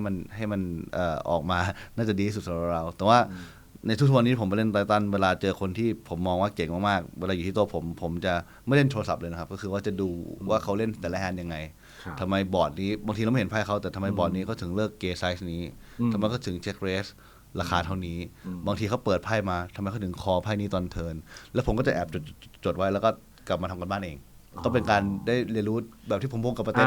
ผมเรียนรู้ในสนามตั้งแต่ผมอายุ18ทุกวันนี้ก็ยังทำอยู่ครับนี่ก็ยังคงเป็นสถานที่เรียนรู้ที่ดีที่สุดเพราะเราเรียนรู้ในสถานที่จริงคนที่เก่งที่สุดกับคนที่เก่งที่สุดด้วยแปลว่าแม้แต่ในเกมที่เราไม่ได้อินแฮนด์ด้วยเนี่ยแต่เราก็ยังดู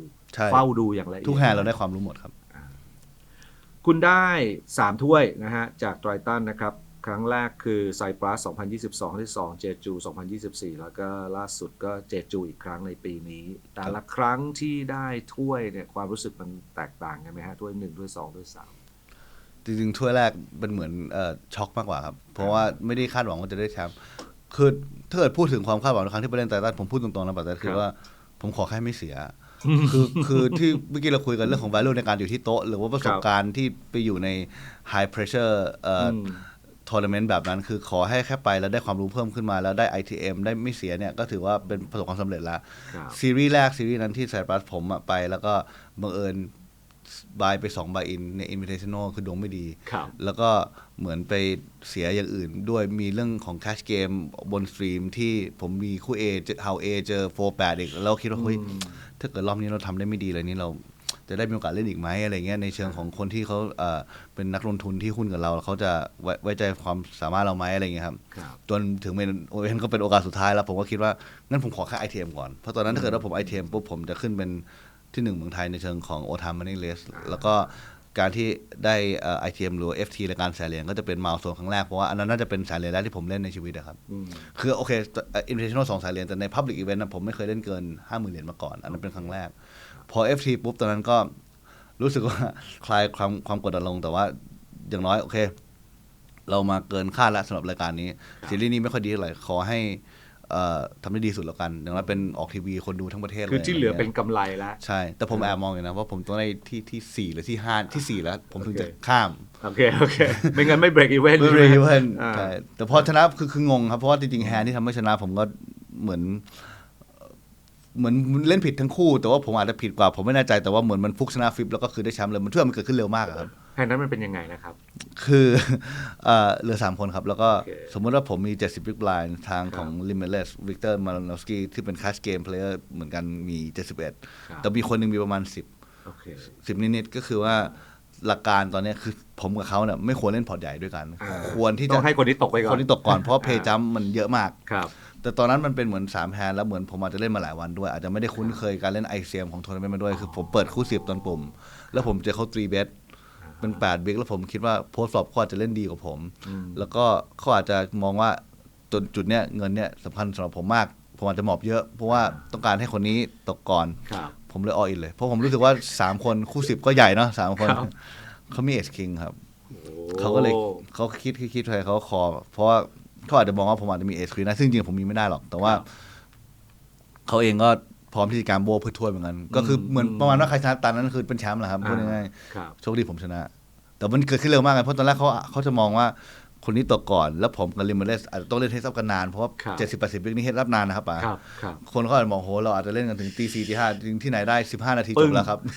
แล้วคนที่ช็อตสแต็กเขาถืออะไรฮะ เขาชื่อเวทไม่เขาก็หมอบทิ้งไป อ๋อเขาหมอบทิ้ง เขาก็รออยู่ดีเขาได้เพย์จัมป์มหาศาลเลย ก็จริง เขาก็แบบ ก็จริง แทบไม่เชื่อตัวเองแต่จริงๆคนนั้นเขาชื่อเวนเขาก็เป็นเพื่อนผมเหมือนกันคือ เป็นคนที่เคยเจอกันในทัวร์ที่เกาหลีก่อนโควิด แล้วในสมมติว่าในสถานการณ์ทั่วไปถ้าเลือกได้เนี่ยระหว่างคู่10กับเอสคิงนี่คุณนั้นเลือกถืออะไรครับ ถ้าเกิดยังไม่เห็นไพ่คู่แข่งผมเลือกเอชคิง อ๋อ เพราะว่าจะ โอเค ไม่มีการตามไพ่อะไรเยอะยกเว้นเจอคู่เอแต่ถ้าเกิดว่า โอเค ผมเห็นไพ่เขาแล้วผมเลือกคู่10เพราะคู่10 equity มัน 55% ใช่ไหมครับ โอเค แต่อันนั้นนะเป็นเหมือนการบุกเบิกให้ผมอยากเล่นไททันมาเรื่อยๆเลยเพราะผมรู้สึกว่าโอเคผมเล่นครั้งแรกปุ๊บผมมีดวงที่ดีมากที่ทำให้ผมมีสิทธิชนะได้ แต่ว่าเรายังเล่นอาจจะไม่ได้ดีเท่าที่ศักยภาพเรา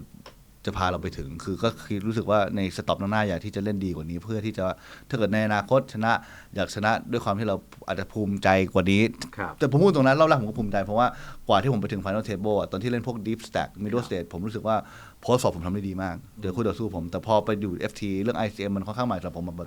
าผมเล่นพวกฟอร์แมตที่มันเป็นเหมือนการที่ไม่ได้ต้องคำนึงถึงพวกนี้มาก่อนอะไรเงี้ย ค ค รั รับบ ผมก็เลยแบบโอเคศึกษามากขึ้น ก็เลยเล่นมาเรื่อยๆจนได้แชมป์อันถัดมาที่ป่า จริงๆเรื่อง ICM เนี่ยทำให้ผมนึกถึงการถ่ายทอดสดนัดชิงตัวเมนอีเวนต์ใน APT ล่าสุดเลยที่คุณสุขุมอยู่ Final Table ก็โดนวิจารณ์เรื่องนี้มากเพราะตอนช็อตสแต็กนี่ก็คือ แกแบบยังไงแกก็ไม่เล่นเล คือย เซฟมากคืออยาก เซ ให้ ฟ คนอื่นอ มา อก ก อะไร แล้วบางที เงี้ย คนดูไม่เข้าใจ แต่เนี้ยแฮนด์เมื่อกี้เนี้ยคงจะทำให้เข้าใจ คือจริงๆคำว่า ICM เนี่ยมันยังไม่ได้ fully solve นะครับแต่แล้วก็มันเป็นหนึ่งในเหตุผลที่ทำไมผมถึงอยากเล่นทัวร์นาเมนต์ไปเรื่อยๆเพราะรู้สึกว่ามัน fascinating มากคือว่า ครับ คนที่ไม่ได้เข้าใจทัวร์นาเมนต์จะคิดว่าไอ้ทัวร์นาเมนต์เล่นช็อตแซกไม่เหมือนแคชเกมเล่นดิฟแซกเล่นง่าย ครับ จริงๆไม่ง่ายเลยนะครับ เพราะว่าเวลามีไอซิมเข้ามาเกี่ยวทั้งพรีทั้งโพสต์มันแตกต่างกันทุกสปอร์ตเลย มันมีอะไรที่เรียนรู้เยอะมาก แล้วก็ทุกวันเนี้ยในโซเวอร์ที่เขารันเป็น FGS 3 ก็คือว่าคำนึงว่าในอนาคตอีก3แฮนด์จบเนี่ยไพ่เนี่ยเราควรเล่นยังไง แต่จริงในชีวิตจริงมันไม่ใช่จบที่3แฮนด์นะทัวร์นาเมนต์หนึ่งมันจบ20 แฮนด์มันก็เป็นการที่เราต้องเอา intuition หรือว่าสัญชาตญาณเรามาใช้เยอะด้วยครับผมก็เลยถึงชอบ ถ้าให้นับว่าตั้งแต่แข่งไตรตันมาทั้งหมดแฮนด์ที่คุณประทับใจที่สุดคือแฮนด์ไหนครับหรือได้เล่าไปแล้ว ไม่แฮนด์ที่เล่าไปแล้วอาจจะเป็นแฮนด์ที่significant แล้วกันเนาะ โอเค แต่เอาแฮนด์ที่ประทับใจสุด ผมว่าโหอาจจะเป็นตาเอาโพสสอบอันหนึงพรีฟอปอันหนึงแล้วกันแต่เอาโพสสอบก็เป็นตาที่อาจจะเจอฟิลไอวี่ในรายการที่ผมชนะ 50,000 เหรียญครั้งที่2ครับที่แบบเป็น blind เจอ blind แล้วผมเรสไพ่แบบ13หัวใจอันนี้ปัตเตอร์น่าจะเคยเห็นอยู่ ผมนั่งดูกันอยู่ ใช่ แล้ววันนั้น แล้วบังเอิญตกฟลอปนั้นมามันเป็นฟลอปที่แอบดีสำหรับเขาเพราะคนจะมองว่าเฮ้ยตก A ตกแหม่มมาดีสำหรับเราแต่จริงๆเรนจ์เราค่อนข้างโพล่าแล้วก็เรนจ์ที่เขาคอไพ่เขาต้องค่อนข้างดีอะครับ ครับ ผมก็เลยเช็คจริงๆถ้าเกิดเขาเบสฟลอปค่อนข้างใหญ่ผมจะหมอบนะแต่เมื่อเขาเกน้อยไงป่ะแล้วผมมีแบ็กดอร์ฟลัชดรอผมก็เลยคอ โอเค แต่ว่าไอ้จุดที่ผมรู้สึกผมเล่นดีคือริเวอร์เพราะริเวอร์ตอนที่4ตกอ่ะบางคนจะเบสไปก็จะได้กินเท่านั้นเพราะว่าเขาจะคอด้วยสเตตแต่ผมมองว่า2จุดคือว่า ถ้าเกิดผมเกมไปเขามีไพ่ที่เขาจะคอบางทีเขาเบสเองด้วยซ้ำอย่างที่2ผมมองว่าถ้าเกิดเขามีไพ่ที่เขาไก่อยู่ถ้าเกิดเขามีหัวใจตัวนึงเขาจะบลัฟแล้วผมมองว่าไอวี่เขาเก่งพอที่จะเช็คกับสเตทตอนเทิร์นได้ คือไพ่สเตทที่ดีที่จะเช็คกับคือสเตทที่มีคู่คือเขามีคิงแจ็คใช่ไหมครับดังนั้นเวลาเขามีคู่ตรงบอร์ดอ่ะเขาจะกันไพ่ที่ผมจะตามพวกตองแจ็ค2คู่บางทีไพ่พวกนี้บางทีเขาจะเช็คหลอกว่าเหมือนเราไม่มีสเตทนะเผื่อผมลักไก่คู่10อะไรเงี้ยผมก็เลยแล้วมันมีบางอย่างที่บอกผมว่าเขามีสเตทหรือเปล่าผมไม่รู้ว่ามันคืออะไรเหมือนกันผมก็เลยเช็คไปเพื่อที่ให้เขาเกตแล้วผมก็ เก๋เพื่อจะกินเต็มจริงๆผมออลอินก็ได้แต่ผมรู้สึกว่าไซส์ผมอะเป็นไซส์ที่เขาอาจจะคอเพราะว่าถ้าเกิดว่าผมเป็นคนที่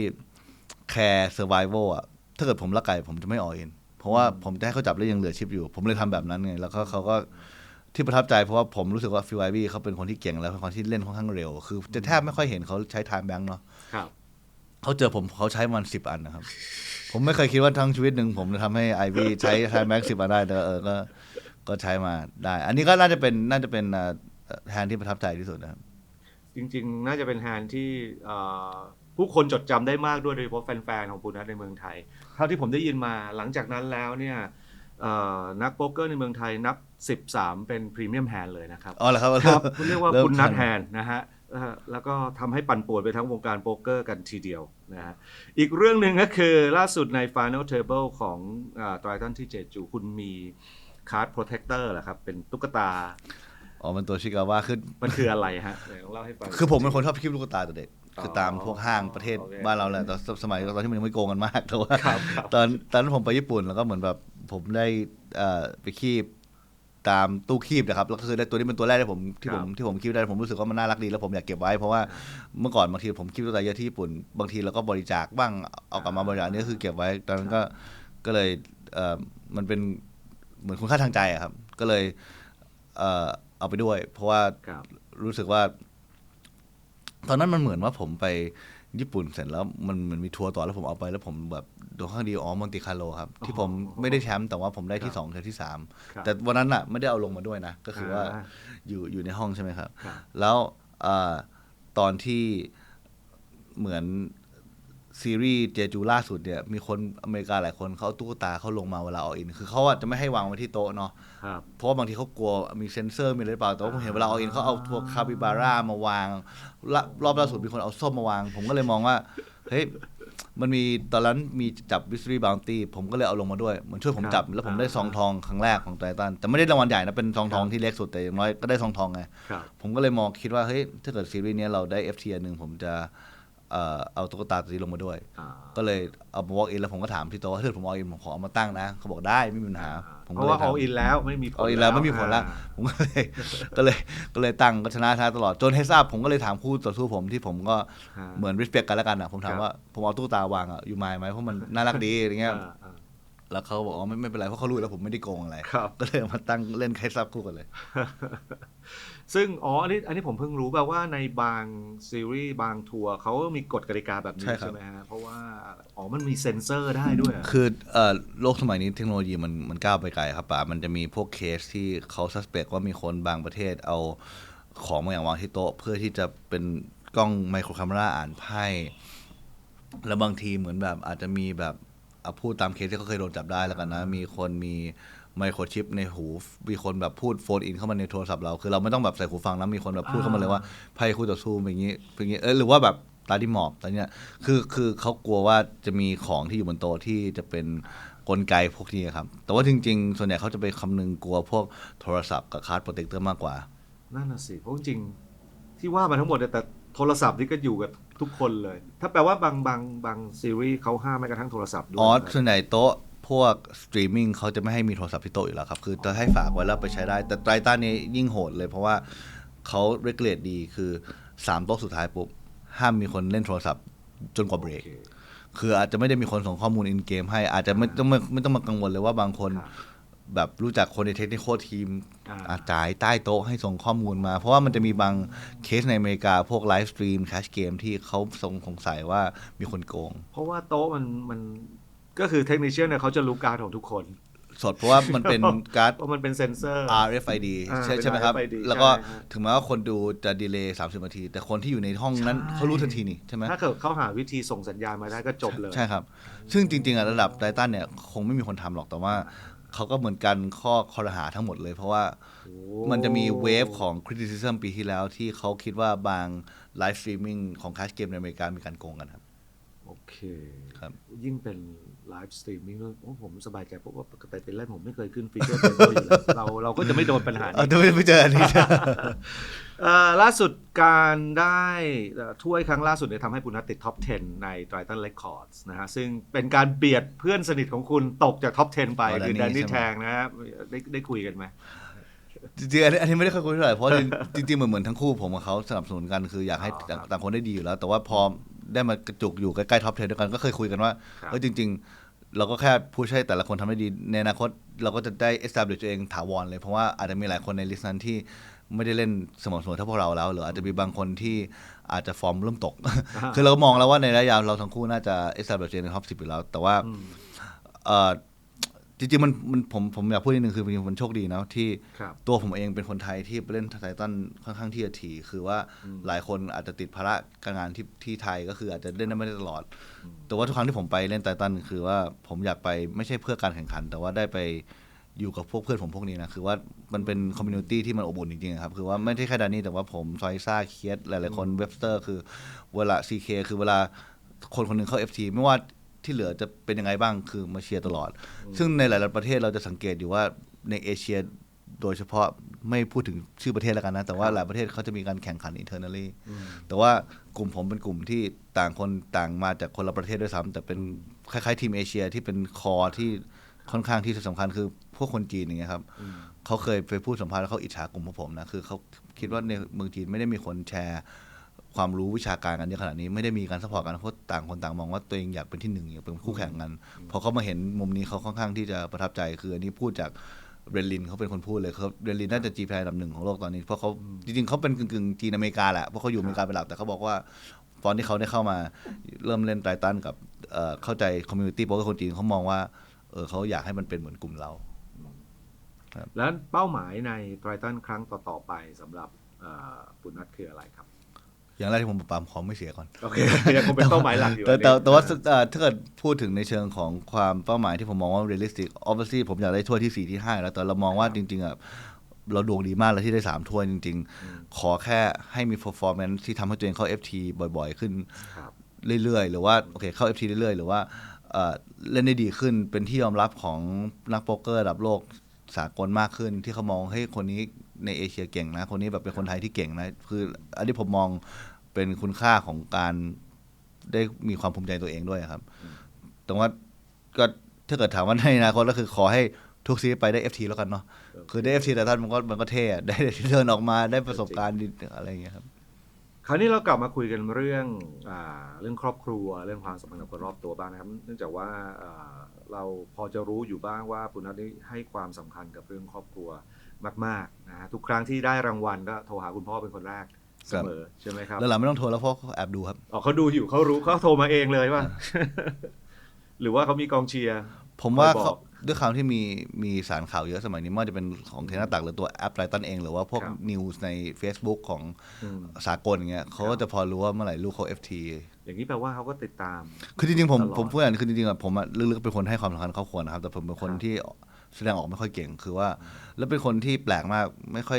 ชอบโทรศัพท์กลับหาที่บ้านนี่ส่วนสมัยเรียนแล้วเหมือนเป็นคนที่แบบขี้อายครับตั้งแต่เด็กก็เลยบางทีอาจจะไม่ได้บ่งบอกเต็มที่ว่าเหมือนแค่ครอบครัวมันรักครอบครัวอะไรอย่างเงี้ยครับแต่ว่าโป๊กเกอร์เป็นหนึ่งในสิ่งที่ทำให้ผมกับคุณพ่อได้กลับมาบอนดิ้งกันเพราะว่าอาจจะมีมุมมองในเรื่องอื่นที่ไม่ค่อยตรงกันแต่ว่าโป๊กเกอร์ก็เป็นอย่างแรกที่เขาส่งเสริมแล้วก็ไม่ได้กีดกันแล้วก็เคยสอนผมตอนเด็กด้วยวิธีการเล่นในเชิงของการวางแผนจริงทัวร์นาเมนต์มันไม่ได้มีแค่การเข้าใจพื้นฐานเทอรี่นะมันเป็นการวางแผน survival ด้วยอะไรเงี้ยหลายๆอย่างที่เขาเคยสอนผมมาแปลกมากเลยมันถูกอ่ะเช่นแบบบางทีคู่ A ช็อตแตกคนแค่คอพรีฟอร์เพื่อแทร็บอย่างเงี้ยสมัยนี้โทเวอร์ออกมาเลยว่าถ้าเกิดต่ำ20บิ๊กไลน์จะเรสแค่คอเนี่ยอะไรเงี้ยหรือว่ามีตองถ้าเกิดว่าอย่างเงี้ยบางทีแค่คอไม่ต้องเรสตลอดเดี๋ยวนี้ก็จะมีออกมาเลยว่าท็อปเซตส่วนใหญ่เราจะไม่เรสเพราะเราบล็อกเบรนที่จะคอแล้วอะไรเงี้ยคือมันก็ fascinating ดีก็คือผมก็ดีใจครับที่คุณพ่อเขาก็คอยเชียร์อยู่แบบสมมติว่ารายการล่าสุดที่เจจูด้วยความที่ผมเล่นโทรศัพท์ไม่ได้เนาะเล่นได้แค่ตอนเบรกแล้วบางทีตอนเบรกบางทีเราก็อยากที่จะศึกษาแฮนด์ดูแฮนด์คู่ต่อสู้หรือโทรกลับหาเพื่อนเราบางคนว่าแต่ละคนอื่นที่เล่นบนทีวีเล่นยังไงบ้างมันก็ไม่มีเวลาบอกที่บ้านแล้วตอนนั้นมันก็ดึกแล้วครับที่ไทยมันตี2ตี3แล้วผมก็ไม่ได้คิดว่าคนมีคนจะดูนะผมอาจจะบอกข่าวอีกวันนึงพอผมชนะปุ๊บพ่อเท็กซ์มายินดีด้วยก็รู้สึกดีครับรู้สึกตื่นตันใจครับคุณพ่อเล่นโป๊กเกอร์เก่งไหมครับถ้าเกิดถามมาในช่วงยุคเขาถือว่าเล่นใช้ได้ครับเล่นค่อนข้างเก่งแต่ว่าคุณพ่อน่าจะถนัดไพ่อย่างอื่นที่ไม่ใช่โป๊กเกอร์มากกว่าคือเป็นคนที่เล่นไพ่ที่ใช้ฝีมือได้ค่อนข้างดีครับคุณพ่อเคยไปแข่งแบบทัวร์นาเมนต์อะไรไหมเคยแข่งที่อังกฤษกับตอนที่ผมเป็นนักเรียนอยู่ไปเล่นทัวร์นาเมนต์ตามโลคอลคาสิโนที่บริสตอลผมตกตั้งแต่แรกๆเลยผมไป เที่ยวมากลับมาตอนกลางคืนคุณพ่อได้แชมป์ครับ เหรอฮะ โอ้นี่เรียกว่าลูกไม้หล่นไม่ไกลต้น อันนั้นคือตอนที่ผมเป็น freshers คือปีแรกที่ไปที่บริสตอลเลยแต่หลังจากนั้นผมก็เขาก็ไม่เล่นอีกเลยนะทัวร์อาจจะคิดว่าเอ้ยผมเล่นทัวร์นี่แหละผมได้แชมป์ไม่ต้องเล่นอีกละ ก็ไม่ก็คือเหมือนกั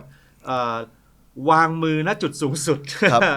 เหมือนผมแอบเข้าใจเพราะว่าเล่นทัวร์มันต้องนั่งนานนะป่ะแล้วก็อาจจะได้ความกดดันสูงบางทีเขาแบบไปแต่เขามีมาเทียบผมบ้างนะเวลาผมไปเล่นพวก EPT เล่นแล้วคือมาเที่ยวด้วยแต่ว่า ครับ ส่วนใหญ่ก็คือมันเน้นดูลูกแล้วก็ไปกินเล่นเที่ยวมากกว่าครับ มีคำสอนไหนผมจริงเมื่อกี้ก็ยกตัวอย่างไปบางส่วนแล้วเรื่องกู้เอสไม่จำเป็นต้องโชฟเนี่ยมีคำสอนไหนจากคุณพ่อที่อาจจะไม่ใช่เรื่องโป๊กเกอร์โดยตรงที่คุณยึดมั่นโดยมาโดยตลอดนะครับ ในเมื่อเราคุยถึงโป๊กเกอร์เราพูดถึงโป๊กเกอร์แต่เอาไม่ได้เป็นของการเล่นแฮนด์ดีกว่าเป็นเรื่องของเอ่อการวางแผนดีกว่าสมมติว่าไป FT เขาจะบอกผมว่าถ้าเกิดมีคนที่ชอบจะแย่งพอร์ตกันบางทีเราอยู่เฉยๆแต่บางทีเราเอาเงินเข้าไปหยอดเหมือนล่อให้เขามาตีกันเองดีกว่าสมมติผมเป็นปุ่มอ่ะเรามี20กว่าบิ๊กแต่ว่ามี2คนที่มีเยอะแต่ว่า2นี่พร้อมที่จะขโมยเราเนี่ยเราเกไป2กับไพ่ที่กลางๆโดยที่ไม่ต้องริสทั้งหมดแต่ให้เขามาสู้กันเองแล้วก็ใจเย็นรอคนออกอะไรอย่างเงี้ยก็จะมีการวางแผนในบ้างถ้าเกิดว่าในเรื่องของคำสอนเกี่ยวกับโป๊กเกอร์ที่ไม่ได้เกี่ยวกับการเล่นเลยก็อาจจะเป็นเรื่องของการบริหารเงินหรือว่าอยากให้เล่นแล้วมีความสุขมากกว่าคือสอนว่าในทุกรายการที่ผมเล่นคือไม่อยากให้กดดันตัวเองมากเกินไปมันก็เลยทำให้ผมอาจจะตลอดชีวิตไม่ได้เล่นทัวร์ที่เกินแบงค์โลผมอะเพราะรู้สึกว่าถ้าเกิดเล่นอันนี้แล้วเราคำนวณเรื่องเงินมากเกินไปมันจะเครียดมากครับผมก็รู้สึกว่าทั้งตลอดชีวิต development ผมคือผมเล่นทุกรายการคือผมโอเคเธอได้หรือจะเสียแล้วก็อยากจะให้มองว่าเมื่อเล่นโป๊กเกอร์คือเราได้ประสบการณ์ดีๆเราได้ enjoy แล้วมันจะมีสักกี่คนที่วันหนึ่งจะตื่นมาเล่นโป๊กเกอร์กลางเกาะบาฮามาสกลางเกาะไซปรัสที่มีสิ่งแวดล้อมที่ดีขนาดนี้ได้เล่นกับค่าสมัครที่สำหรับไม่ต้องคนทั่วไปทุกคนนะครับสูงมากๆใช่ไหมถือเราได้โอกาสที่ดีจากคนหลายๆคนก็เลยทุกครั้งที่ผมได้ไปเล่นพวกไททันผมจะมองว่ามันเป็นการโชคดีที่ได้มาแข่งขัน อย่างช่วงเนี้ยณวันที่เราประสบความสำเร็จแล้วในวงการโป๊กเกอร์เนี่ยคุณพ่อเคยชมไหมฮะหรือว่าเคยวิจารณ์การเล่นของเราไหม คือเราจะเป็นคนที่ไม่ค่อยพูดหวานเท่าไหร่แต่ก็ผมก็มีการที่เขาชมบ้างครับคือเขาจะชมในเชิงของว่าเรานิ่งขึ้นว่าเราแบบเล่นภายใต้แสงความกดดันได้ดีขึ้นถ้าเขามองจากพัฒนาการเด็กคนหนึ่งที่เคยไปเล่นตัวทีวีครั้งแรกในปี2012เนี่ยจนถึงทุกวันนี้เขามองว่าเหมือนเราคุมเกมได้ดีขึ้นเยอะครับ นอกจากนั้นแล้วปุณณัฐยังมีความผูกพันกับคุณย่าด้วย ผมได้ทราบมาว่า APT มะนิลานี่ถึงขั้นบินกลับไทย1 วันเพื่อมาร่วมฉลองวันเกิดคุณย่าแล้วบินกลับไปแข่งต่อ ใช่เป็นกลับไป อัน แข่ นี้ ง คือยังไงฮะคือทุกปีต้องไม่พลาดเหรอฮะหรือว่ายังไงฮะ อ๋อคือคุณได้เป็นอาจจะเป็นบุคคลที่ผมสนิทสุดด้วยซ้ำผมในครอบครัวด้วยคำที่เหมือนแบบเรามองอะไรตรงกัน แล้วก็ท่านก็สนับสนุนผมมาตั้งแต่เด็กไม่ว่าจะเป็นเรื่องของการศึกษาของการที่ตอนเด็กผมเคยทำอะไรพลาดแกก็ช่วยตลอดจะช่วยและสอนนะครับไม่ได้สปอยแล้วก็โป๊กเกอร์ก็เป็นหนึ่งในสิ่งที่ผมปรึกษาแกว่าอยาก คุณย่าเขาเล่นโป๊กเกอร์เหรอครับ คุณย่าไม่เล่นโป๊กเกอร์แต่ โอเค คุณย่าพยายามทำความเข้าใจเพราะว่าผมบอกคุณย่าว่าจริงๆอ่ะผมอยากไปแข่งนะแต่ว่ามันเป็นเกมที่มันเกี่ยวกับไพ่ก็คือว่าถ้าเกิดเป็นคนที่ไม่ได้เข้าใจตรงนี้จริงๆอาจจะมองเป็นการพนันแต่จริงๆมันไม่ใช่นะแต่ว่ามีการแข่งขันระดับโลกที่พวกเนี้ยคือคุณย่าโอเคไหมถ้าเกิดผมไปแข่งก็คือเวลาไปแข่งมันก็ต้องมีการเสียสละเรื่องของเวลาของหน้าที่ที่ไทยเยอะแกก็สนับสนุนแกก็บอกว่าจริงๆก็ไม่อยากให้ลืมว่าในอนาคตระยะยาวต้องมาช่วยเรื่องของงานที่บ้านบางส่วนหรือว่ามีบางอย่างที่ผมต้องดูแลเกี่ยวกับที่บ้าน แต่ว่าในทุกๆวันถ้าเกิดว่าตอนนี้อยู่เท่านี้อยู่ยังพร้อมที่เดินทางไปแข่งแกก็สนับสนุนแต่ว่าผมก็เลยถือโอกาสอธิบายให้แกฟังเรื่อยๆไม่ได้แค่เกี่ยวกับการเล่นไพ่คือไม่ได้พูดเกี่ยวกับไพ่หรอกเพราะว่าแกอายุเยอะละแต่พูดถึงประสบการณ์การเล่นมากกว่า หรือว่าแต่ละที่ได้ไปผู้คนที่ได้เจอหรือว่าเป้าหมายมากกว่าครับ เวลาไปแข่งในหลายๆประเทศอย่างนี้มีแบบของฝากที่ต้องซื้อประจำเลยอย่างนี้ไหมฮะ มีบ้างบางทีครับแต่ส่วนใหญ่ก็จะเป็นเรื่องของเป็นพวกสิริมงคลมากกว่าแต่ว่าส่วนใหญ่ก็จะเป็นการคืออยากทำได้ดีเพื่ออยากโทรกลับหาท่านมากกว่าเวลาที่ก่อน FT เพราะรู้สึกว่าถ้าเกิดว่าตอนนี้ท่านก็อายุ96แล้วนะพอได้ข่าวดีจากหลานก็อาจจะมีเรื่องดีใช่เกี่ยวกับสุขภาพท่านครับ ของฝากที่ดีที่สุดก็คือความสำเร็จของ ใช่ครั เรา บ ใช่ไหม ใช่ครับ โอเคนอกจากนั้นสิ่งที่หลายท่านอาจจะไม่ทราบก็คือเวลาไปแข่งแต่ละที่เนี่ยบุญนัทไม่ได้ไปคนเดียวเหมือนมีทีมงานที่คอยซัพพอร์ตนะครับซึ่ง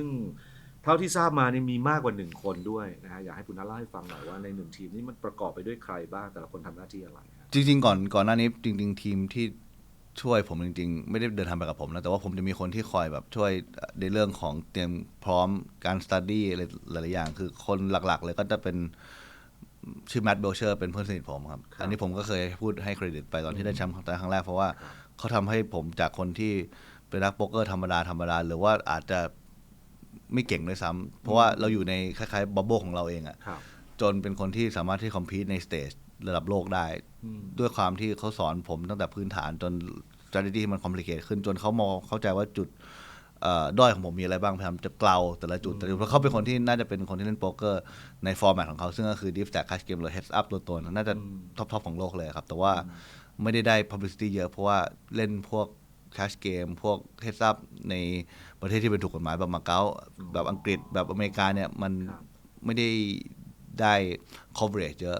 แต่ว่าเหมือนปีเนี้ยเขาต้องการเล่นทัวร์ผมปีนึงเหมือนได้อยากได้ลองใช้ชีวิตในการเดินทางได้ใช้ชีวิตกับผมด้วยเป็นบัดดี้สตัดดี้ไปด้วยกันแล้วก็อาจจะอยากได้โปรไฟล์ออนไลน์ด้วยเพราะเขาก็มองเฮ้ยจริงๆการมาแข่งขันบางทีเล่นแคชเกมนานมากๆแล้วเนี่ยพอมาแข่งขันมันตื่นเต้นไงมันได้มีการแบบได้ ITM FT ได้ถ้วยแล้วแกเพิ่งได้ที่2ด้วยเกือบได้เบรสเลตตอนที่ไปบาฮามาสกับผมอ๋อเหรอฮะครับก็คล้ายๆผมนี่แหละผมก็เคยได้ที่2เหมือนกันแต่ว่าเหมือนแมทเขาก็เลยเหมือนแบบมีแรงบันดาลใจพนัทจะเล่นกับคุณปีนึงแล้วกันได้แล้วก็หลังจากนี้เขาอาจจะไปหาแรงบันดาลใจอื่นต่ออันนี้คือหน้าที่เขาคือเป็นโค้ชในเรื่องการเล่นเลยใช่แต่ว่ามันเป็นโค้ชด้วยความเสน่หาคือไม่ต้องจ้างครับเพราะว่าเหมือนผมเป็นเพื่อนสนิทแต่ว่าผมก็ช่วยเขาในอย่างอื่นที่อยู่นอกโป๊กเกอร์คือเขาอยู่ประเทศไทยผมก็ช่วยเขาในหลายๆเรื่องที่อาจจะไม่ได้เกี่ยวกับไพ่แล้วเขาช่วยผมในเรื่องนี้มาประมาณ 5-6 ปีแล้วครับส่วนคนอื่นที่ช่วยก็อาจจะมีพวกโปรระดับโลกบางคนที่อันนี้คือมีการจ้างในการที่ให้สอนผมในเรื่องโดยเฉพาะทางอาจจะเรื่องก่อนบับเบิ้ลคนหนึ่งอาจจะเป็นเรื่องของ FT คนหนึ่งเพราะว่าเหมือนแมทเองเขาไม่ได้ study tournament ลึกมากเพราะไม่ใช่เป็นฟอร์แมตหลักเขาอาจจะมีรุ่นน้องผมบางคนที่ผมให้ช่วยรันซิมคือตัวผมเองมีการเดินทางเยอะภาระหน้าที่เยอะอาจจะไม่ได้มีเวลาที่จะต้องมารันซิม accurate เองอาจจะเหมือนให้รุ่นน้องรันให้สรุปให้แล้วผมให้แอคชั่นเขาในการแข่งอันนี้ก็จะมีน้องคริสฟงศพักที่ช่วยผมในเรื่องนี้คนพลังหิมะทองคำแล้วก็จะมีโค้ชmindset โค้ชอีกที่ผมก็เพิ่งไป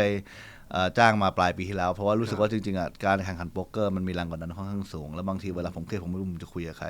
จะไปโทรหาเพื่อนผมแม่งที่ไม่ได้เข้าใจเรื่องโป๊กเกอร์ผมไม่รู้จะไประบายแค่ฟังเพราะอะไรก็เลยจ้างมาเสร็จโค้ชชื่อว่าบาซิมยาไฟซึ่งเขาก็เป็นเหมือนโฮลิสติกโค้ชที่ค่อนข้างที่จะเก่งที่เวิร์กกับอินดิวิชวลจากหลายแบ็กกราวด์เลยเขาก็เหมือนช่วยสนับสนุนผมในช่วงจูที่ผ่านมาที่ผมค่อนข้างเครียดมากในเรื่องของปัญหาส่วนตัวที่เจอมาในชีวิตก่อนที่ผมจะมาแข่งและระหว่างซีรีส์มันก็เล่นได้ไม่ค่อยดีด้วยนะก็แบบมีเล่นพลาดบ้างมีหลุดโฟกัสบ้างก็จะมีการโทรหาเขาเนี่ยแหละครับเพื่อให้เขามันปรับจูนmindset เราอันนี้ก็คืออันนี้มันเหมือนกับว่ากึ่งเรียกว่าอะไรเรียกสมาธิกลับมาเหรอฮะหรืออะไรฮะหรือใช่ก็เหมือนวิธีคิดทำให้นิ่งเหมือนเปลี่ยนวิธีคิดให้มองอะไรให้มันจิตใจโปร่งขึ้นนะครับให้เราโฟกัสกับการเล่นได้มากขึ้นให้เราอยู่กับตัวเองมากขึ้นแทนที่จะไปคิดฟุ้งซ่านอะไรอย่างเงี้ยครับมีที่ปรึกษาเรื่องการเงินด้วยถ้าเกิดว่าที่ปรึกษาเรื่องการเงินส่วนใหญ่ก็จะเป็นพวกเพื่อนสนิทที่ไม่ได้อยู่ในวงการโป๊กเกอร์มากกว่าเพราะอันนี้ผมตั้งใจเพราะว่าถ้าเกิดในวงการโป๊กเกอร์คนจะกล้าได้กล้าเสียเยอะแต่ว่าผมบางทีให้ที่ปรึกษาเป็นพวกรุ่นน้องที่สนิทจากมหาลัยอะไรที่เขาค่อนข้างที่จะ well versed ในด้านของ finance เคยทำงานแบงก์เคยทำงานหุ้นเคยทำอะไรเขาจะค่อนข้างที่จะให้คำแนะนำที่ดีในเชิงของการลงทุนนะครับเพราะว่าตัวผมเองก็ทุกวันนี้ก็พยายามหาซอสของ passive income ที่มันเป็นพวกของการที่เป็นได้ dividend การลงทุนบริษัทใหม่ๆการลงทุนหุ้นบางทีเราไม่ได้มีเวลาที่จะศึกษาเยอะก็จะมีคนแนะนำอย่างเงี้ยครับในทางโดนข้ามเวลาที่เราไปแข่งในทัวร์นาเมนต์ต่างๆบางทีก็จะมีนักกีฬาโดยเฉพาะคนไทยนี่แหละเข้าไปขอคำปรึกษาจากคุณนัทด้วยนะครับก็มักจะได้ยินมาว่าคุณนัทไม่ถือตัวเลยนะครับพร้อมที่จะให้คำแนะนำต่างๆซึ่งส่วนใหญ่เข้ามาขอคำแนะนำเรื่องอะไรส่วนใหญ่เขาขอคำแนะนำเรื่องแฮนด์ที่เขาเล่นว่าบางทีแฮนด์นี้ผมเล่นถูกหรือเปล่าใช่หรือว่าบางทีหลังๆซึ่งผมว่าเป็นคำแนะนำที่ควรขอมากกว่าแฮนด์ที่เล่นไปแล้วคือถามว่ากำลังจะ Final Table อย่างเงี้ยทิปประมาณนี้ควรเล่นแบบไหนอันนี้ผมก็อาจจะให้คำแนะนำได้คร่าวๆที่อาจจะไม่ลึกมากแต่ว่าอาจจะเป็นกำลังใจที่ดีหรือว่าเป็นคำแนะนำที่อาจจะช่วยได้ระดับหนึ่งครับงั้นผมทดลองดูผมว่าจะมีปัญหาเสมอเวลาที่ช่วงแรกเนี่ยระยะหลังวันนี้เริ่มพัฒนาขึ้นเริ่มสามารถที่จะมีแบบ deep stack ได้พอสมควรที่จะเล่นต่อได้แต่พอมันข้ามพวกเลเวล7ไปที่เริ่มแบบ เขาเรียกอะไรห้ามสมัครห้ามรีบายแล้วเนี่ยนะฮะเข้าสู่แบบเส้นทางสู่บับเบิลเนี่ยซึ่งพอเมื่อไหร่ก็ตามบายมันขึ้นมาถึงแถวๆสัก50เนี่ยคือไม่ว่าผมจะดิฟมาแค่ไหนแล้วผมเหลือสัก50เนี่ย 50 บิ๊กใช่ไหม ใช่50ลิตรผมจะไปต่อไม่ค่อยถูกคือผมจะอยู่ในอาการที่แบบว่า สมมุติว่าเจอแฮนด์ใหญ่ๆสักแฮนด์หนึ่งเนี่ยผมอาจจะกลายเป็นช็อตสแต็กทันทีถ้าเล่นพลาด มันก็เลยมีอาการกล้าๆกลัวๆไม่กล้าที่จะแบบเล่นเสี่ยง แล้วพอเป็นอย่างนั้นปุ๊บผมก็จะค่อยๆถูกเหลือพอ50ปุ๊บแป๊บเดียวเดี๋ยวก็20ละพอ20ปึ้งนี่ก็ เพราะว่า เดโซ หลัง แว ๆปลายค่อนข้างเทอร์โบมันขึ้น ใช่ เร็ว มัน ใช่ไห เร็วใช่ครับผมก็พบแล้วที่ผมไม่ค่อยลงรายการใหญ่มันมักจะแบบสตรัคเจอร์มันค่อนข้างจะเทอร์โบผมจะตายตั้งแต่50 บิ๊กทุกทีผมควรทำยังไงดี คือ ครับ จริงถ้าเกิดเป็นเรื่องนี้ผมมีข้อแนะนำ2 ข้อแล้วกันคืออย่างแรกคืออยากให้ป๋าเริ่มไปดูพวกเรนไพ่ของ50 บิ๊กเพราะว่าถ้าเกิดสมมติป๋า20 บิ๊ก15 บิ๊กป๋ารู้ว่าไพ่เนี้ยออกอินได้ ใช่ คู่9เนี่ยออกอินได้ ครับ เจอเรนอยากให้ไปดูว่าจริงๆเวลา50 บิ๊กมันมีไพ่ไหนที่เราแบบ อาจจะออินได้ไหมหรือว่าเราสามารถรีเรสได้บ้างอะไรเงี้ยมันจะเป็นการที่ป๋าได้บางทีคอนติเนียที่จะบิวชิปมันจะทำให้เราไม่ได้แบบหมอบเยอะเกินไปหรือว่าเสียงเยอะเกินไปอะไรอย่างเงี้ยครับ ครับ แล้วก็แต่ผมจะแนะนำอย่างหนึงผมรู้สึกว่าถ้าเกิดว่าป๋ามี50 บิ๊กแล้วมันมีคนน้อยกว่าป๋าในช่วงที่มันค่าสมัครมันสมัครไม่ได้แล้วอย่างเงี้ย ครับ เราแอบกดดันคนได้เพราะว่าคน เพราะเขาจะกลัว จะเล่นเซฟขึ้นเวลาที่บายอินไม่ได้แล้ว สมมติพูดตรงๆถ้าเกิดเราจะลักไก่คน ครับ เราควรลักไก่หลังเรดจบแล้ว อ่า ก่อนที่จะเรดจบพวกคนบางคนคิดว่าอ๋อ บางคนยอมทิ้งเลยเพื่อไปซื้อใหม่ ใช่ ก็จะเป็นจุดได้เปรียบถ้าเกิดปะเพราะผมพูดตรงๆนะครับในทัวร์นาเมนต์หลายๆอันที่ป๋าเล่นน่ะ50 บิ๊กที่มันดีนะมันอาจจะไม่ได้ดีเหมือน100 บิ๊กอะไรก็ตามแต่ว่า50 บิ๊กในทัวร์นาเมนต์ทั่วไปนี่ถือว่าเยอะเพราะว่า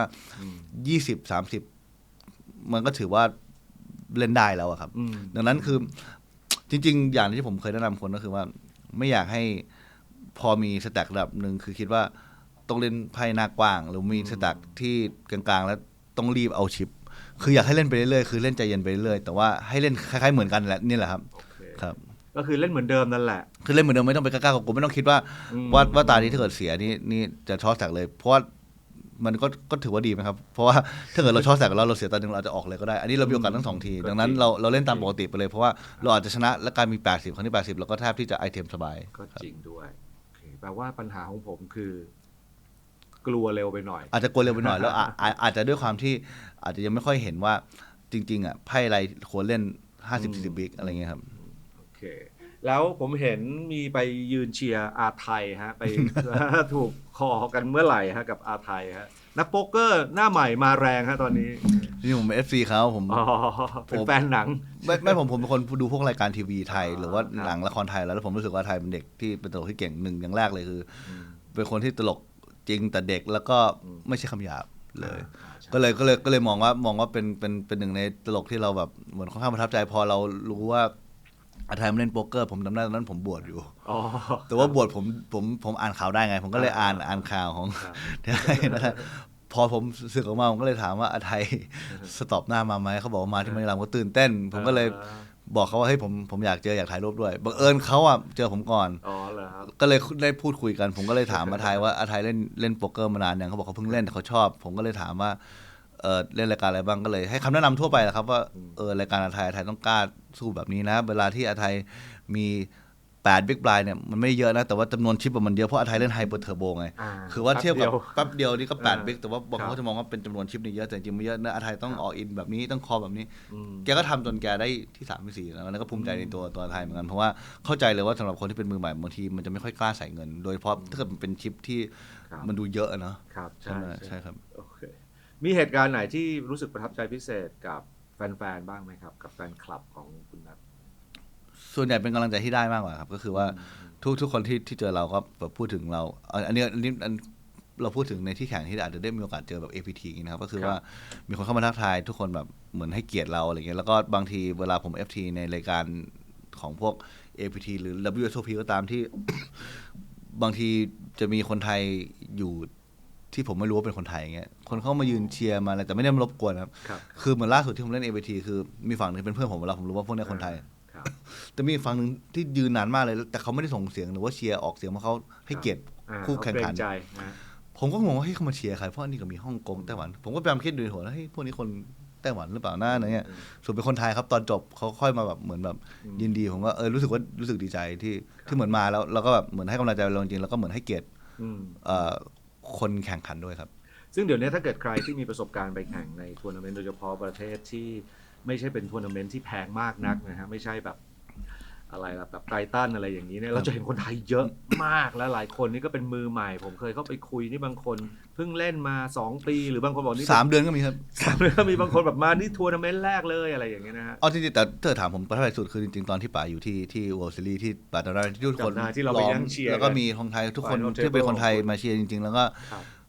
จริงๆวันนั้นผมอยากขอบคุณเต็นท์ด้วยเพราะว่าที่เต็นท์เขาถ่ายไลฟ์สตรีมให้คนที่ถ่ายดูจริงๆเขาเพิ่งผิดหวังมานะเขาเพิ่งได้ที่2มาเหมือนกันแล้วผมจะเข้าใจได้เลยว่าเขาจะเข้าออกเพราะว่าแต่นี่เขาเชียร์เต็มที่เลยนี่คือมันโชว์สปิริตของคนไทยที่ว่าเราไม่ได้แต่เราอยากให้คนอื่นได้อะไรเงี้ยมันจะคือ bracelet แรกของคนไทยใช่ครับแล้วคือวันนั้นมันก็เหมือนแบบมีคนเอเชียอื่นๆเต็มไปหมดเลยที่ป๋าบอกว่าเพื่อนอันนั้นน่าจะเป็นประทับใจสุดใช่ครั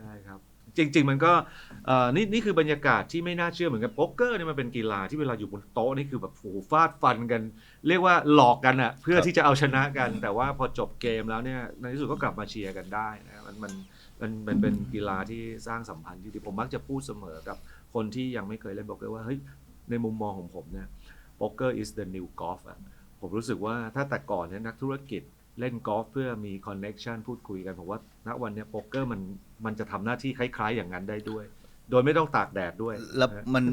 มันเอาคนจาก all walks of life มาอยู่โต๊ะเดียวกันจริงๆเพราะว่ากอล์ฟบางทีอยู่ต้องรู้จักคนนี้ถึงได้ตีกับคนนี้ถูกไหมครับแต่ว่าโป๊กเกอร์คืออยู่ลงรายการเนี่ยอยู่มีสิทธิ์เจอใครก็ได้คุณอาจจะไปนั่งกับฟิลไอวี่โดยไม่รู้ตัวเลยในทัวร์นาเมนต์ใหญ่ๆใช่ไหมครับถ้างั้นเนื่องจากว่าทุกวันนี้มีนักโป๊กเกอร์มือใหม่เต็มไปหมดเลยนะครับคุณนัทจะให้คำแนะนำยังไงดีกับนักโป๊กเกอร์มือใหม่ที่อาจจะเอาละครับผมจะเริ่มเล่นแล้วผมอยากจะไปสมัครแข่งในทัวร์นาเมนต์ละคืออย่างแรกอันที่ผมพูดตรงแล้วกันถึงว่ามันเป็นกีฬาที่ผมชอบมากผมไม่เคยแนะนำให้คนเป็นนักโป๊กเกอร์เต็มตัวเพื่อจะหาเงินจากโป๊กเกอร์ผมอยากให้เล่นโป๊กเกอร์เพราะว่าชอบฝึกทักษะตัวเองอยากให้คนเล่นโป๊กเกอร์เพราะว่าชอบเรื่องของโซเชียลแอสเปคของโป๊กเกอร์อยากที่จะแบบสนใจในการศึกษาหรือ theory ของมันจริงๆอะไรเงี้ยคือไม่อยากให้คนไปพึ่งพาโป๊กเกอร์เป็นรายได้หลักเพราะว่าถ้าเกิดว่าทำงานปุ๊บมันจะ1อาจจะพูดตรงๆไม่ค่อยแน่นอนในเชิงของ stream of income 2อาจจะเครียดมากคือจริงๆอ่ะทุกคนควรที่จะมีงานประจำก่อนมี passive income ก่อนไม่ควรที่จะแบบดรอปเรียนเพื่อมาเล่นโป๊กเกอร์เพราะสมัยนี้โป๊กเกอร์มันยากกว่าสมัยประมาณ 10-20 ปีที่แล้วก็คือว่าหลายคนในยุโรปหรืออเมริกาที่ทัวร์เนี่ยเป็นมหาเศรษฐีจากโป๊กเกอร์จะมีเรื่องราวตลอดว่าลงเงินนิดนึงดรอปเรียนออกมาแล้วได้เงินเป็นกอบกำซึ่งสมัยก่อนผมพูดตรงๆมันง่ายกว่าสมัยนี้เยอะครับด้วยคำที่ผมบอกทูสึกการศึกษามันไม่ได้มีถึงเท่าทุกวันนี้แต่ในทุกวันนี้ข้อดีมันก็คือว่าโป๊กเกอร์มันเป็นสปอร์ตที่คน recognize ว่าเป็น mind sport ได้มากกว่าเมื่อก่อนคือ environment ที่เราเล่นสากลมันปลอดภัยมากขึ้นมันมีคนที่สนใจสิ่งเดียวกับเรามากกว่าเดิมแต่ว่าพอมันเป็นอย่างนี้ปุ๊บเกมมันก็ยากขึ้นถูกไหมป่ะดังนั้นผมก็เลยอยากแนะนำให้คนที่ชอบเล่นโป๊กเกอร์ก็คือว่าก็ให้เล่นเต็มที่เลยแต่ว่าอย่าเล่นเกินตัวในเชิงของค่าสมัครแล้วก็อย่าเล่นในเยอะเกินไปในช่วงที่อาจจะต้องทำงานก็คือว่ามีเวลาว่างก็เล่นเหมือนอยู่ไปตีกอล์ฟอยู่เล่นกีฬาโป๊กก็เป็นหนึ่งในงานอดิเรกที่ดีได้พอทำไปถึงจุดหนึ่งแล้วถ้าเกิดคิดว่าตัวเองเก่งมากพอที่จะเล่นอันนี้ผมพูดถึงแนะนำคนที่อยากเทิร์นโปรเลยนะอาจจะมีแบบpassive income พอสมควรแล้วอาจจะมีเงินเก็บพอสมควรแล้วอาจจะได้ staking deal ดีๆที่จากคนที่ไว้ใจในฝีมืออยู่อย่างเงี้ยจริงๆไม่อยากให้มองว่าการแข่งขัน high stake แบบไททันเป็น end goal ของชีวิตนะจริงๆผมบอกให้ว่ามันมีแบบผมเป็นคนที่โชคดีก็คือเล่นแล้วกำไรมันมีหลายคนที่เก่งกับผมนะครับที่ตั้งแต่เล่นไททันมา 7-8 ปีเสียนะครับเป็นโปรอเมริกาหลังคนนะผมพูดชื่อก็ได้บางคนแบบชื่อพวกนิกพริชันเจโลพวกคริสโตฟโวก็แซงพวกแบบไอค์แฮกซันผมไม่รู้ว่าบวกเยอะหรือเปล่าด้วยซ้ำทั้งที่พวกเนี้ยเขาเป็นโปรระดับโลกมาเป็น10 กว่าปีแล้วครับแต่ว่าตัวผมเองซึ่งในฐานะโปรที่ถามว่าควรเล่นระบบมันก็คงบวกแหละแต่ว่าอาจจะไม่ได้มีสิทธิ์ที่จะบวกเยอะคนพวกนี้เยอะขนาดนี้แต่ว่าอันนี้ก็คือแบบหมายถึง variance ของพูดตรงๆคือช็อตเทอมแหละเพราะว่าในปีนึงเราเล่นแค่3ซีรีส์เองซีรีส์นึงมัน30อีเวนต์เองมันไม่ได้เล่นเราไม่เล่นกันเป็น1,000 อีเวนต์ถูกไหมครับก็เลยอยากแนะนำให้คนที่อยากเทิร์นโปรคือมองว่าจะเป็นประสบการณ์ให้ดีที่ได้ไปเล่นก็ได้แต่ว่าอย่าเล่นโป๊กเกอร์เพื่อที่คิดว่าวันหนึ่งเราจะต้องเล่นไททันในสม่ำเสมออยากให้มองว่าเงินที่จะเมคจากโป๊กเกอร์ส่วนใหญ่มันมาจากพวก mid stake tournament หรือ stake ที่จากโลถึง high นี่คือระดับแบบพวก APT high roller พวก10,000 เหรียญนี่ WSOP เมนก็ถือว่า high แล้วเนาะ มันไม่จำเป็นต้องไปเล่นระดับแสนเหรียญ50,000 เหรียญคือเล่นเสียงพวกนี้เพราะว่าถ้าเกิดยูเป็นคนที่เล่นโป๊กเกอร์เก่งจริงๆเอชยูมันจะเยอะกว่าในฟิลพวกนี้ครับมันจะทำให้ถ้าเกิดว่าในระยะยาวในเชิงของแบงก์โลแมネจเมนต์มันคุ้มกว่าเหมือนยูเอาเงินที่ก็ไม่ได้น้อยไปลงในรายการที่ยูจะเปรียบคู่ต่อสู้อยู่แทนที่ยูจะเอาเงินมูลค่าเยอะไปเล่นในรายการที่ข้อได้เปรียบอยู่น้อยลงครับ งั้นพูดถึงเรื่องนี้แล้วอยากให้คุณนัทแนะนำเรื่องสัดส่วนของแบงก์โรลเลยครับถือว่าเอาแบบเบสิกเลยสมมติจะเริ่มเล่นแล้วมันควรจะวางไว้เท่าไหร่ยังไงครับคือตัวผมเองอันนี้ก็เป็นสิ่งที่พ่อผมสอนมานะที่อังกฤษตอนแรกผมทำไม่ได้ตอนแรกผมเอามารวมกันแล้วผมก็เคยหมดตัวด้วยผมพูดหลายที่ที่อังกฤษแต่ว่าพอผมเริ่มมาเล่นทัวร์นาเมนต์คือผมจะแบ่งไลฟ์โรกับโป๊กเกอร์โรไลฟ์โรคือเงินคือถ้าผมเสียโป๊กเกอร์โรไปเนี่ยผมยังกินข้าวได้เหมือนเดิมอยู่ยังใช้ชีวิตได้เหมือนเดิมอยู่ยังนอนโรงแรมได้เหมือนเดิมอยู่แล้วก็ไม่ได้ impact เรื่องเงินลงทุนผมแต่ถ้าเกิดไอ้แบงก์โรโป๊กเกอร์เนี่ยมันโตผมจะดึงออกมาเพื่อเอาไปลงทุนในไลฟ์โรแต่ผมจะไม่เอาไลฟ์โรมาใส่ในโป๊กเกอร์โรดังนั้นในโป๊กเกอร์โรของแต่ละคนจะไม่เท่ากันของผมตอนแรกที่ผมเล่นทัวร์นาเมนต์ใหม่ๆเลยผมก็เลือกเลยว่าแต่ละรายการผมจะเล่นแพงเล่นอะไรก็ตามผมไม่รู้ละผมเล่นได้มากสุดเท่านี้เพราะว่าแบงก์โรผมจะต้องเล่นทัวร์นาเมนต์นี้ได้อย่างน้อย50 ถึง 100 ครั้งไลฟ์พอแบงก์โรตอนนี้ผมเริ่มโตผมก็อาจจะถือตัวเองในรายการที่แพงขึ้นมากขึ้นโดยเฉพาะรายการที่ผมรู้สึกว่ามันเป็นรายการที่ดีคือรายการที่ EV expected value ผมสูงคือว่าอาจจะเป็นพวกนักธุรกิจหรือคนที่เป็นมือใหม่เล่นเยอะอันไหนที่ผมรู้สึกว่าความเสี่ยงสูงบางทีผมอีเดอร์ไม่เล่นเลยหรือว่าก็ขายเปอร์เซ็นต์เยอะหน่อยอะไรประมาณนี้ก็จะเป็นการ separate bank loan ในทัวร์นาเมนต์ผมแนะนำให้คนคนหนึ่งมีอย่างน้อยถ้าเกิดเล่นไลฟ์ทัวร์50 buy in เอาเซฟหน่อย100 buy in สมมติคุณจะเดินไปสมัครอีเวนต์อะไรก็ตามราคา buy in นั้นควรจะเป็นไม่เกิน1 ใน 50หรือ1 ใน 100สมมติว่าอยู่ไปเล่นรายการใน WSOP 1,000 เหรียญมาเล่นในเมเกอร์คุณควรมีเงินในแบงก์คุณ100,000 เหรียญที่สำหรับโป๊กเกอร์เลยดังนั้นถ้าเกิดว่าสมมติว่าคุณจะไปเล่นรายการ 3,000 เหรียญคุณอาจจะควรขาย 2,000 เหรียญ 1,000 เหรียญแต่ว่าถ้าเกิดคุณมองว่ารายการเนี้ยคนเล่นอาจจะไม่ค่อยเก่งเยอะอาจจะถือเยอะหน่อยได้แต่พอเสียนี่ไปแล้วปุ๊บคุณยิ่งควรต้องระวังว่าข้างหน้าถึงมันมี3,000ที่ดีอีกอาจจะต้องถือ1,000 เดียวจริงๆแล้วนะเพราะว่าเราไม่ควรที่จะอันนี้ประมาณนี้ครับแล้วก็ต้องยอมแล้วว่าสมมุติว่าพอพลาดไปปุ๊บมันก็แปลว่าพอแบงก์โลคุณเล็กลง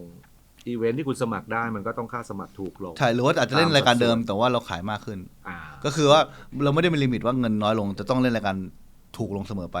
แต่ว่าเราควรที่จะลด exposure เราครับดังนั้นสำหรับมือใหม่ที่อาจจะยังไม่มีใครมาร่วมลงทุนกับคุณก็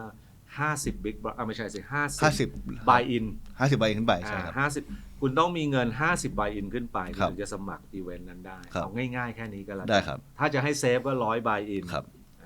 ซึ่งก็ผมไม่เคยคำนวณเลยนะแต่ว่าผมเป็นพวกสมัคร buy in ถูกๆใช่ที่ไม่ได้ก็เลยรอดไปเราพยายามเอาชีวิตแบบที่จริงๆมันหลักการเดียวกันก็คือถ้าพูดแบบภาษาชาวบ้านก็คือก็ใช้เงินเย็นใช่เพราะผมบอกไงว่านี่คือเหตุผลว่าทำไมมีงานประจำมันพาสซีฟมีคำสำคัญเพราะว่ายิ่งอยู่มีรายได้เสริมที่อยู่เก็บเงินเอามาลงเป็นตรงนี้มากขึ้นเงินที่อยู่จะสามารถเล่นกับโป๊กเกอร์มันก็มากขึ้นนะครับอยู่ก็จะมี buy in มากขึ้นหรือว่าถ้าเกิดเงินอยู่เยอะขึ้นอาจจะเล่น buy in ที่แพงขึ้นได้ทุกวันนี้เนี่ยAPT ล่าสุดนี่คนไทยคว้าแชมป์กันเป็นว่าเล่น10 กว่าแชมป์ใช่ไหม ITM นี่ไม่ต้องนับเรียกว่าเป็น100 FT นี่แทบมีคนไทยทุกอันเลยว่าใช่ครับบางโต๊ะเนี่ยผมแบบยังคุยกันเล่นๆกับเพื่อนว่าเราอาจจะต้อง request dealer พูดไทยได้แล้วนะเพราะว่าแบบเกือบจะเป็นคนไทยทั้งโต๊ะอยู่แล้วอะไรอย่างเงี้ยนะฮะดังนั้นเนี่ยเท่าที่ปุณณัฐเฝ้าดูอยู่บ้างหรือไปแข่งด้วยบ้างเนี่ยมีนักโป๊กเกอร์ไทยคนไหนที่น่าจับตามองไหมครับคือผมว่าอาจจะมีหลายคนที่ผมอาจจะยังไม่เคยเล่นด้วยแล้วกันเนาะแต่เอาจากคนที่ผมได้คุ้นเคยอย่างดีแล้วกันผมคิดว่าคริสที่ผมบอกว่าเป็นหนึ่งในคนที่ผมทำงานด้วยอย่างเงี้ยน่าจับตามองน่าเป็นหนึ่งในคนที่ประสบการณ์พอสมควรแล้วเข้าใจคอนเซปต์ทัวร์ได้ดีมากขึ้นเยอะเพราะว่ามีคนแนะนำที่ดีหลายคนแล้วก็ทำงานกับกลุ่มเพื่อนผมที่ค่อนข้างเก่งครับดังนั้นคริสนี้เวลาไปลงแข่งพวกไฮโรลเลอร์ใน APT ผมรู้สึกว่าได้เปรียบครับซึ่งผมรู้สึกว่าจากเด็กคนหนึ่งที่เพิ่งเล่นโป๊กเกอร์มาปี2 ปีคือมาถึงจุดที่เล่นได้เปรียบสเต็กไฮโรลเลอร์เนี่ยมันค่อนข้างยากครับก็คิดว่าน่าจับตามองเพราะว่าในปี2 ปีนี้น่าจะมีผลงานดีๆให้แฟนไทยได้เชียร์กันคริสนี่คือพงศภักหิมะทองคำครับอ๋อโอเคติดตามผลงานของเขานะฮะคุณปุณณัฐจัดตารางเวลาชีวิตยังไงฮะฝึกซ้อมแข่งขันเวลาครอบครัวหรือมีงานอื่นอีกด้วยหรือเปล่าจริงผมว่าผมเป็นคนบริหารเวลาไม่ได้ดีนะ okay. แต่ว่าผมก็พยายามให้มันดีขึ้นได้คือว่า คือเวลากลับไทยมาผมจะไม่ค่อยยุ่งเกี่ยวอะไรกับโป๊กเกอร์เลยยกเว้นการที่เราสตูดี้ในเวลาว่างมากกว่าคือส่วนใหญ่ก็จะเรื่องของให้เวลาแบบคุณย่าหรือว่าบางทีดูงานที่เป็นเรื่องของการลงทุนเราเองที่เราจะไม่ค่อยมีเวลาดูเราอยู่ที่โป๊กเกอร์ครับแล้วอาจจะได้กลับมาเหมือนปรับรูทีนชีวิตในเชิงของการออกกำลังกายบ้างในเชิงของการแบบ คือมันมีหลายอย่างที่ผมลงทุนไปที่ผมต้องใช้เวลาในการที่ศึกษามันนะครับดังนั้นแบบผมก็จะใช้เวลาว่างทำไอ้ของพวกนี้ เวลาผมไปเล่นแข่งทัวร์จริงๆผมก็จะเอาของพวกนี้เซต aside ก่อนซึ่งจริงๆผมรู้สึกผิดนะเพราะมันทำให้ผมไม่ได้สื่อสารกับคนที่บ้านเยอะแต่ว่าเวลาผมอยู่ในโหมดทัวร์ก็คือว่าก็พยายามนอนให้เป็นเวลาหรือว่าเวลาว่างตกรอบปุ๊บอีเตอร์ไปออกกำลังกายก็คือไปซึ่งผมเพิ่งมาทำเนี่ยปลายปีที่แล้วนะครับเพราะว่าผมรู้สึกว่ามันช่วยเรื่องของ mindset จากที่โค้ชเขาแนะนำมาเรื่องของstamina อะไรเงี้ยแต่ว่าก็จะโฟกัสโป๊กเกอร์ไปเลยในช่วงการแข่งขันอย่างมากที่ผมจะทำคือผมเป็นคนชอบทานอาหารก็คือว่าเวลาว่างก็คือว่าก็ฟู้ดก็จะเป็นหนึ่งในฮ็อบบี้หลักในนี่เลยเลยอยากรู้เลยว่าอันนี้ก็ได้ยินมาเหมือนกันว่าเป็นคนแบบเป็นฟู้ดดี้ใช่ไหมเรียกว่าได้เป็นคนที่ชอบหาอะไรอร่อยทานสมมติว่าอย่างเวลาไปแข่งเนี้ยคุณไปมาหลายประเทศแล้วผมเอาไต้หวันก่อนแล้วกันเพราะผมไปบ่อยมีร้านไหนห้ามพลาดหรือมีเมนูไหนควรไปทานเป็นพิเศษไหมฮะ คือจริงๆเอาไต้หวันก็จะมีเหมือนแบบพวกร้านประจำผมชอบพวกดาวันยากินิโกะพวกแบบออเรนจ์ชาบูดาวันที่ผมทานประจำเหมือนกันแต่ผมเพิ่งแอบตามไปร้านที่ปาเต้ไปมาปาเต้ไปร้านแถวหลงซานที่มันเป็นหมูกรอบตอนเช้าป่ะครับอ๋อใช่อร่อยมากผมเห็นฝาไปแล้วผมถามพวกทีมงานผมว่าเทหน้าตักได้ละพาไปผมก็เลยไปมันเปิดน่าจะ6 โมงเช้าหรืออะไรผมไปตอนที่เปิดเลยเพราะว่าผมอยากรอคิวใช่ผมก็ไปแล้วก็สั่งหมูกรอบจานใหญ่เลยอะไรเงี้ยแต่ว่าผมเป็นคนชอบ explore คือผมมองว่าในซีรีส์ที่มันสำคัญจริงแบบไททัน WSOP คือสมมติเราตกรอบแล้วเราไปกินเหล้าอย่างเงี้ยหรือว่าเราไปเหมือนแบบมันอาจจะแบบไม่ได้ดีกับสุขภาพเราเท่าแต่ว่าสมมติว่าผมเครียดจริงแล้วผมยังไม่อยากที่สตัดดี้ก็คือว่าผมไปทานอาหารเนี่ยมันก็ยังอยู่ในอะไรที่ไม่ได้ทำให้สุขภาพเราเสียแต่ว่าผมได้ไปเอนจอยผมเป็นคนทานข้าวคนเดียวได้นะป่ะผมก็เป็นฮะแบบผมตกรอบWSOPผมก็แบบเหมือนแบบตกรอบอาหารไปแล้วก็ในช่วงหลังรออาหารผมก็ได้มีโอกาสสตัดดี้ไปด้วยในตัวอะไรเงี้ยก็ถือว่าเป็นการที่เรา relieve stress ระดับนึงแล้วถ้าในไทยอะครับมีร้านไหนหรือมีมันอาจจะเป็นร้านที่คนอื่นเขาไม่สนใจแต่ว่าคุณนัทอาจจะชอบเป็นพิเศษอะไรอย่างเงี้ยคือถ้าเกิดว่าเป็นของไทยผมชอบพวกสตรีทฟู้ดนะครับเวลาที่ผมกลับมาไทยแต่ว่าส่วนของพวกนี้มันจะค่อนข้างเปลี่ยนไปเลยเพราะว่ามันส่วนใหญ่จะมีร้านที่ผมไม่รู้จักแต่ผมจะให้แบบพวกคนขับรถผมหรือเพื่อนผมที่ได้มีโอกาสได้ไปทานก๋วยเตี๋ยวบางที่หรือว่าอาหารตามสั่งบางที่ผมก็ชอบอาหารตามสั่งชอบกินข้าวแกงนะแบบที่แล้วก็บางทีผมก็จะให้คนแนะนำให้ไปลองที่นู่นที่นี่อะไรอย่างเงี้ยครับก็มีแพชชั่นพอที่จะทำเป็นเรื่องเป็นราวไหมต่อไปผมเคยพูดอยู่เป็นฟู้ดบล็อกเกอร์อะไรอย่างเงี้ยผมเคยพูดอยู่ว่าถ้าเกิดว่าวันหนึ่งผมเลิกเล่นโป๊กเกอร์อาจจะทำบล็อกอาหารเพราะว่าทุกวันนี้ที่ได้ไปเดินทางในหลายๆประเทศก็คือได้ไป explore ฟู้ดซีนของหลายๆที่เพราะคุณได้เห็นหลายที่นะคุณรวบรวมมาอย่างน้อยคนที่เดินทางไปแข่งขันโป๊กเกอร์จะได้รู้ว่าควรจะไปกินอะไรแต่ผมจะพูดอย่างหนึ่งคือผมไปเที่ยวไม่ได้ไปเที่ยวไปแข่งในหลายประเทศมาแล้วก็ได้ explore food scene ของหลายประเทศหลายประเทศที่เขามองว่าอาหารดีเราไม่นับแบบญี่ปุ่นนะญี่ปุ่นนี่น่าดีสุดแล้วประเทศไทยที่ถือเป็นประเทศที่เป็นฟู้ดฮับที่ดีมากนะครับผมจะพูดว่าทำไมเพราะว่าในทุกประเทศที่ผมไปอ่ะมันจะมีบางทีแกปอยู่ก็คือว่าบางทีโลคอลฟู้ดอร่อยแต่อาหารราคาปานกลางไม่ค่อยดีเท่าไหร่ต้องแพงไปเลยหรือว่าต้องเป็นโลคอลเฉพาะเลยหรือว่าบางที่อาหารโลคอลดีแต่อาหารไฟน์ไดน์ไม่ค่อยดีหรือบางที่อาหารไฟน์ไดน์ดีแต่อาหารประเทศไทยที่เป็นประเทศที่อาหารทุก price point คือดีหมดอาหารข้างทางอาหารในห้างและอาหาร standalone ไฟน์ไดน์ดีหมดก็เลยเป็นบางอย่างที่ผมว่าชาวต่างชาตินักโป๊กเกอร์ด้วยกันก็ชอบประเทศไทยเพราะเหตุผลนี้เสียดายนะครับถ้าวันหนึ่งเราสามารถจัดได้เป็นเรื่องราวนี้น่าจะสบายเลยค่อนข้างมั่นใจว่าคนน่าจะลงสมัครกันเยอะแยะนะครับพูดเรื่องแบบอาจจะเป็นคอนเทนต์ครีเอเตอร์ต่อไปในอนาคตได้ยินมาว่าคุณนัทนี่เป็นแฟนเทน่าตักด้วยชอบดูอะไรในเทน่าตักอะครับจริงๆผมเริ่มดูเทน่าตักจากพวกทอล์กมากกว่าเพราะว่าพวกของประเทศอะไรพวกนี้แหละเพราะว่าผมอยากรู้มุมมองของนักโป๊กเกอร์อื่นๆด้วยความที่เมื่อก่อนผมไม่ได้แบบคุ้นเคยกับนักโป๊กเกอร์ไทยเยอะบางทีเห็นป๋าได้ไปสัมภาษณ์สมมติเราพี่วัน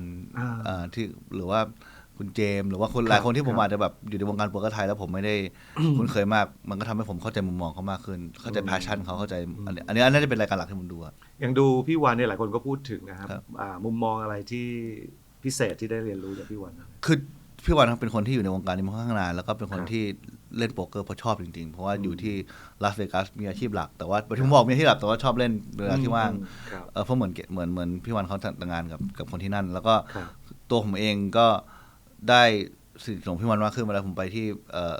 เวกัสก็คือเขาก็ดูแลผมดีครับเหมือนแบบผมอยาก เป็น ที่จะ เจ้าบ้านเลยครับ คือผมอยากที่จะไปทานอาหารอะไรเขาก็พาไปหรือว่าหลักๆพาผมไปทำบุญครับ อ๋อเหรอ ผมก็เพิ่งมาเรียนรู้ว่าจริงๆคอมมูนิตี้คนไทยที่เวกัสเยอะนะเพราะผมไปดูถามเขาว่าเขาบอกมีคนไทยอยู่เวกัสเป็นหลายหมื่น โอ้ คนแต่ว่าหลายสายอาชีพหรือว่าวัดเนี่ยมีหลายวัดนะแล้วผมรู้สึกว่าผมรู้จักอยู่วัดเดียวแกก็พาผมไปวันนู้นวันนี้จริงๆทุกวันอาทิตย์ก็จะมีการที่ทำอาหารมาถวายพระอะไรเงี้ยแล้วก็มองว่าเฮ้ยดีนะ เพราะว่าเราไม่ได้คิดว่าจะมีมุมแบบนี้เยอะขนาดนี้ที่ นึกว่าอยู่ LA กันหมด ใช่แล้วก็บางทีแบบเหมือนในลิสต์ของการบริจาคเขาก็จะโชว์ว่าเฮ้ยมันมีการบริจาคแบบนี้เรื่อยๆเรื่อยๆนะคนไทยเขาก็บางทีก็ฟอร์มคอมมูนิตี้การทำบุญกันซึ่งผมก็มองว่าเป็นสิ่งที่ดีครับ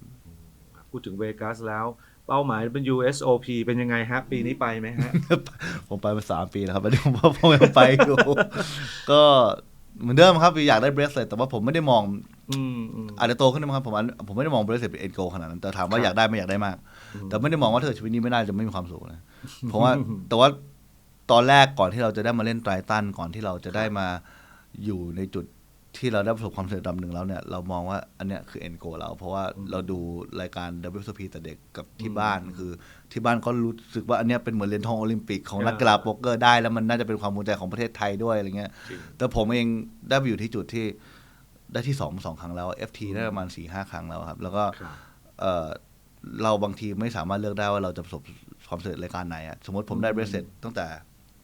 รอบแรกที่ผมได้ที่2หรือที่3เลย ครับ ผมอาจจะไม่ได้มีแรงฮึดที่มาแข่งขันไตรตันมา 2-3 ปี และสร้างผลงานสม่ำเสมอได้ถูกไหมครับ ก็จริง ผมอาจจะไม่ได้ชนะ APT Main ซึ่งตอนนั้นเป็นอะไรที่ผมภูมิใจที่สุดเลยนะ เพราะว่าเป็นช่วงที่ผมที่ผมเริ่มพัฒนาฝีมือขึ้นแล้วหลังจากไตตันเมนแล้วก็เป็นฟิลที่ใหญ่มากคือ1,000 กว่าคนตอนนั้น 1,400 กว่าคนผมไม่เคย FT รายการที่คนเยอะขนาดนั้นมาก่อน มันเป็นเหมือนทุกอย่างเหมือนโคจรมาแล้วผมก็ไม่ได้คิดว่าผมจะชนะรายการที่คนเยอะขนาดนี้พอชนะปุ๊บผมก็รู้สึกว่าเฮ้ยจริงๆหลายอย่างที่เราไม่ได้คาดคิดเวลาเราได้มันมาบางทีมันเป็นอะไรที่ค่อนข้างที่จะเซอร์ไพรส์ซิ่งเราไม่ได้อยู่ในสคริปต์เราด้วยซ้ำอะครับก็เลยมองว่าในปีข้างหน้านี้ก็คือยังจะตั้งใจล่าเบรสเซ็ต WSOP ต่อไปแต่ไม่ได้ สู้ ครับผมก็แต่ไม่ได้มองว่าโอเคถ้าเกิดคืออยากมีโอกาส FT อีกแล้วกันมาพูดเราพูดในเชิงของลิสติกก่อนนะคือ ครับ รอบเนี้ยไปอยากอย่างน้อย1 FT ครับ โอเคผมถามในปุณณัฐในฐานะคนที่เป็นแข่งโป๊กเกอร์มีประสบการณ์มามากเนี่ยนะถ้าเกิดเราติดตาม WSOP ดูสถิติย้อนหลังไปหลายๆปีเลยก็ได้เนี่ยโดยเฉพาะเมนอีเวนต์เนี่ยแชมป์แทบไม่ซ้ำหน้าเลย โดยเฉพาะช่วงแบบ10 ปีหลังมาเนี่ยนะครับมันเป็นเพราะว่าอะไรฮะและหลายคนนี่ผมรู้สึกแบบไม่เคยเห็นหน้าไม่เคยรู้จักชื่อเสียงมาก่อนเลยพูดง่ายๆคือคล้ายๆกับว่าเมนอีเวนต์ของ WSOP นี่ทุกคนมีโอกาสเกือบจะเรียกว่าเท่ากันหมดเลย ถามว่าโอกาสเท่ากันหมดไหมอาจจะไม่เพราะว่าความสามารถก็เกี่ยวครับ โดยเฉพาะฟิลที่ใหญ่แล้วก็เลเวลนานคือ WSOP เลเวล1-2 ชั่วโมงมันมีรูมให้เล่นเยอะมาก แต่ว่าถามว่าโอกาสทุกคนมีไหมมี เพราะว่ามาจากทั่วทุกมุมโลกเลยมีหมื่นกว่าคนเหตุผลที่คนไม่ซ้ำกันเพราะว่า variance มันสูงอะครับในการ big field เนี่ยมันไม่ใช่ว่าคนคนหนึงจะเก่ง แต่ว่าจะไพ่ดีตลอด8 วันนะครับ ก็จริง มันก็จะอยู่ที่ว่าในแต่ละปีนั้นอ่ะตลอด8 วันเนี่ยใครดวงดีบ้าง แต่ว่าพอ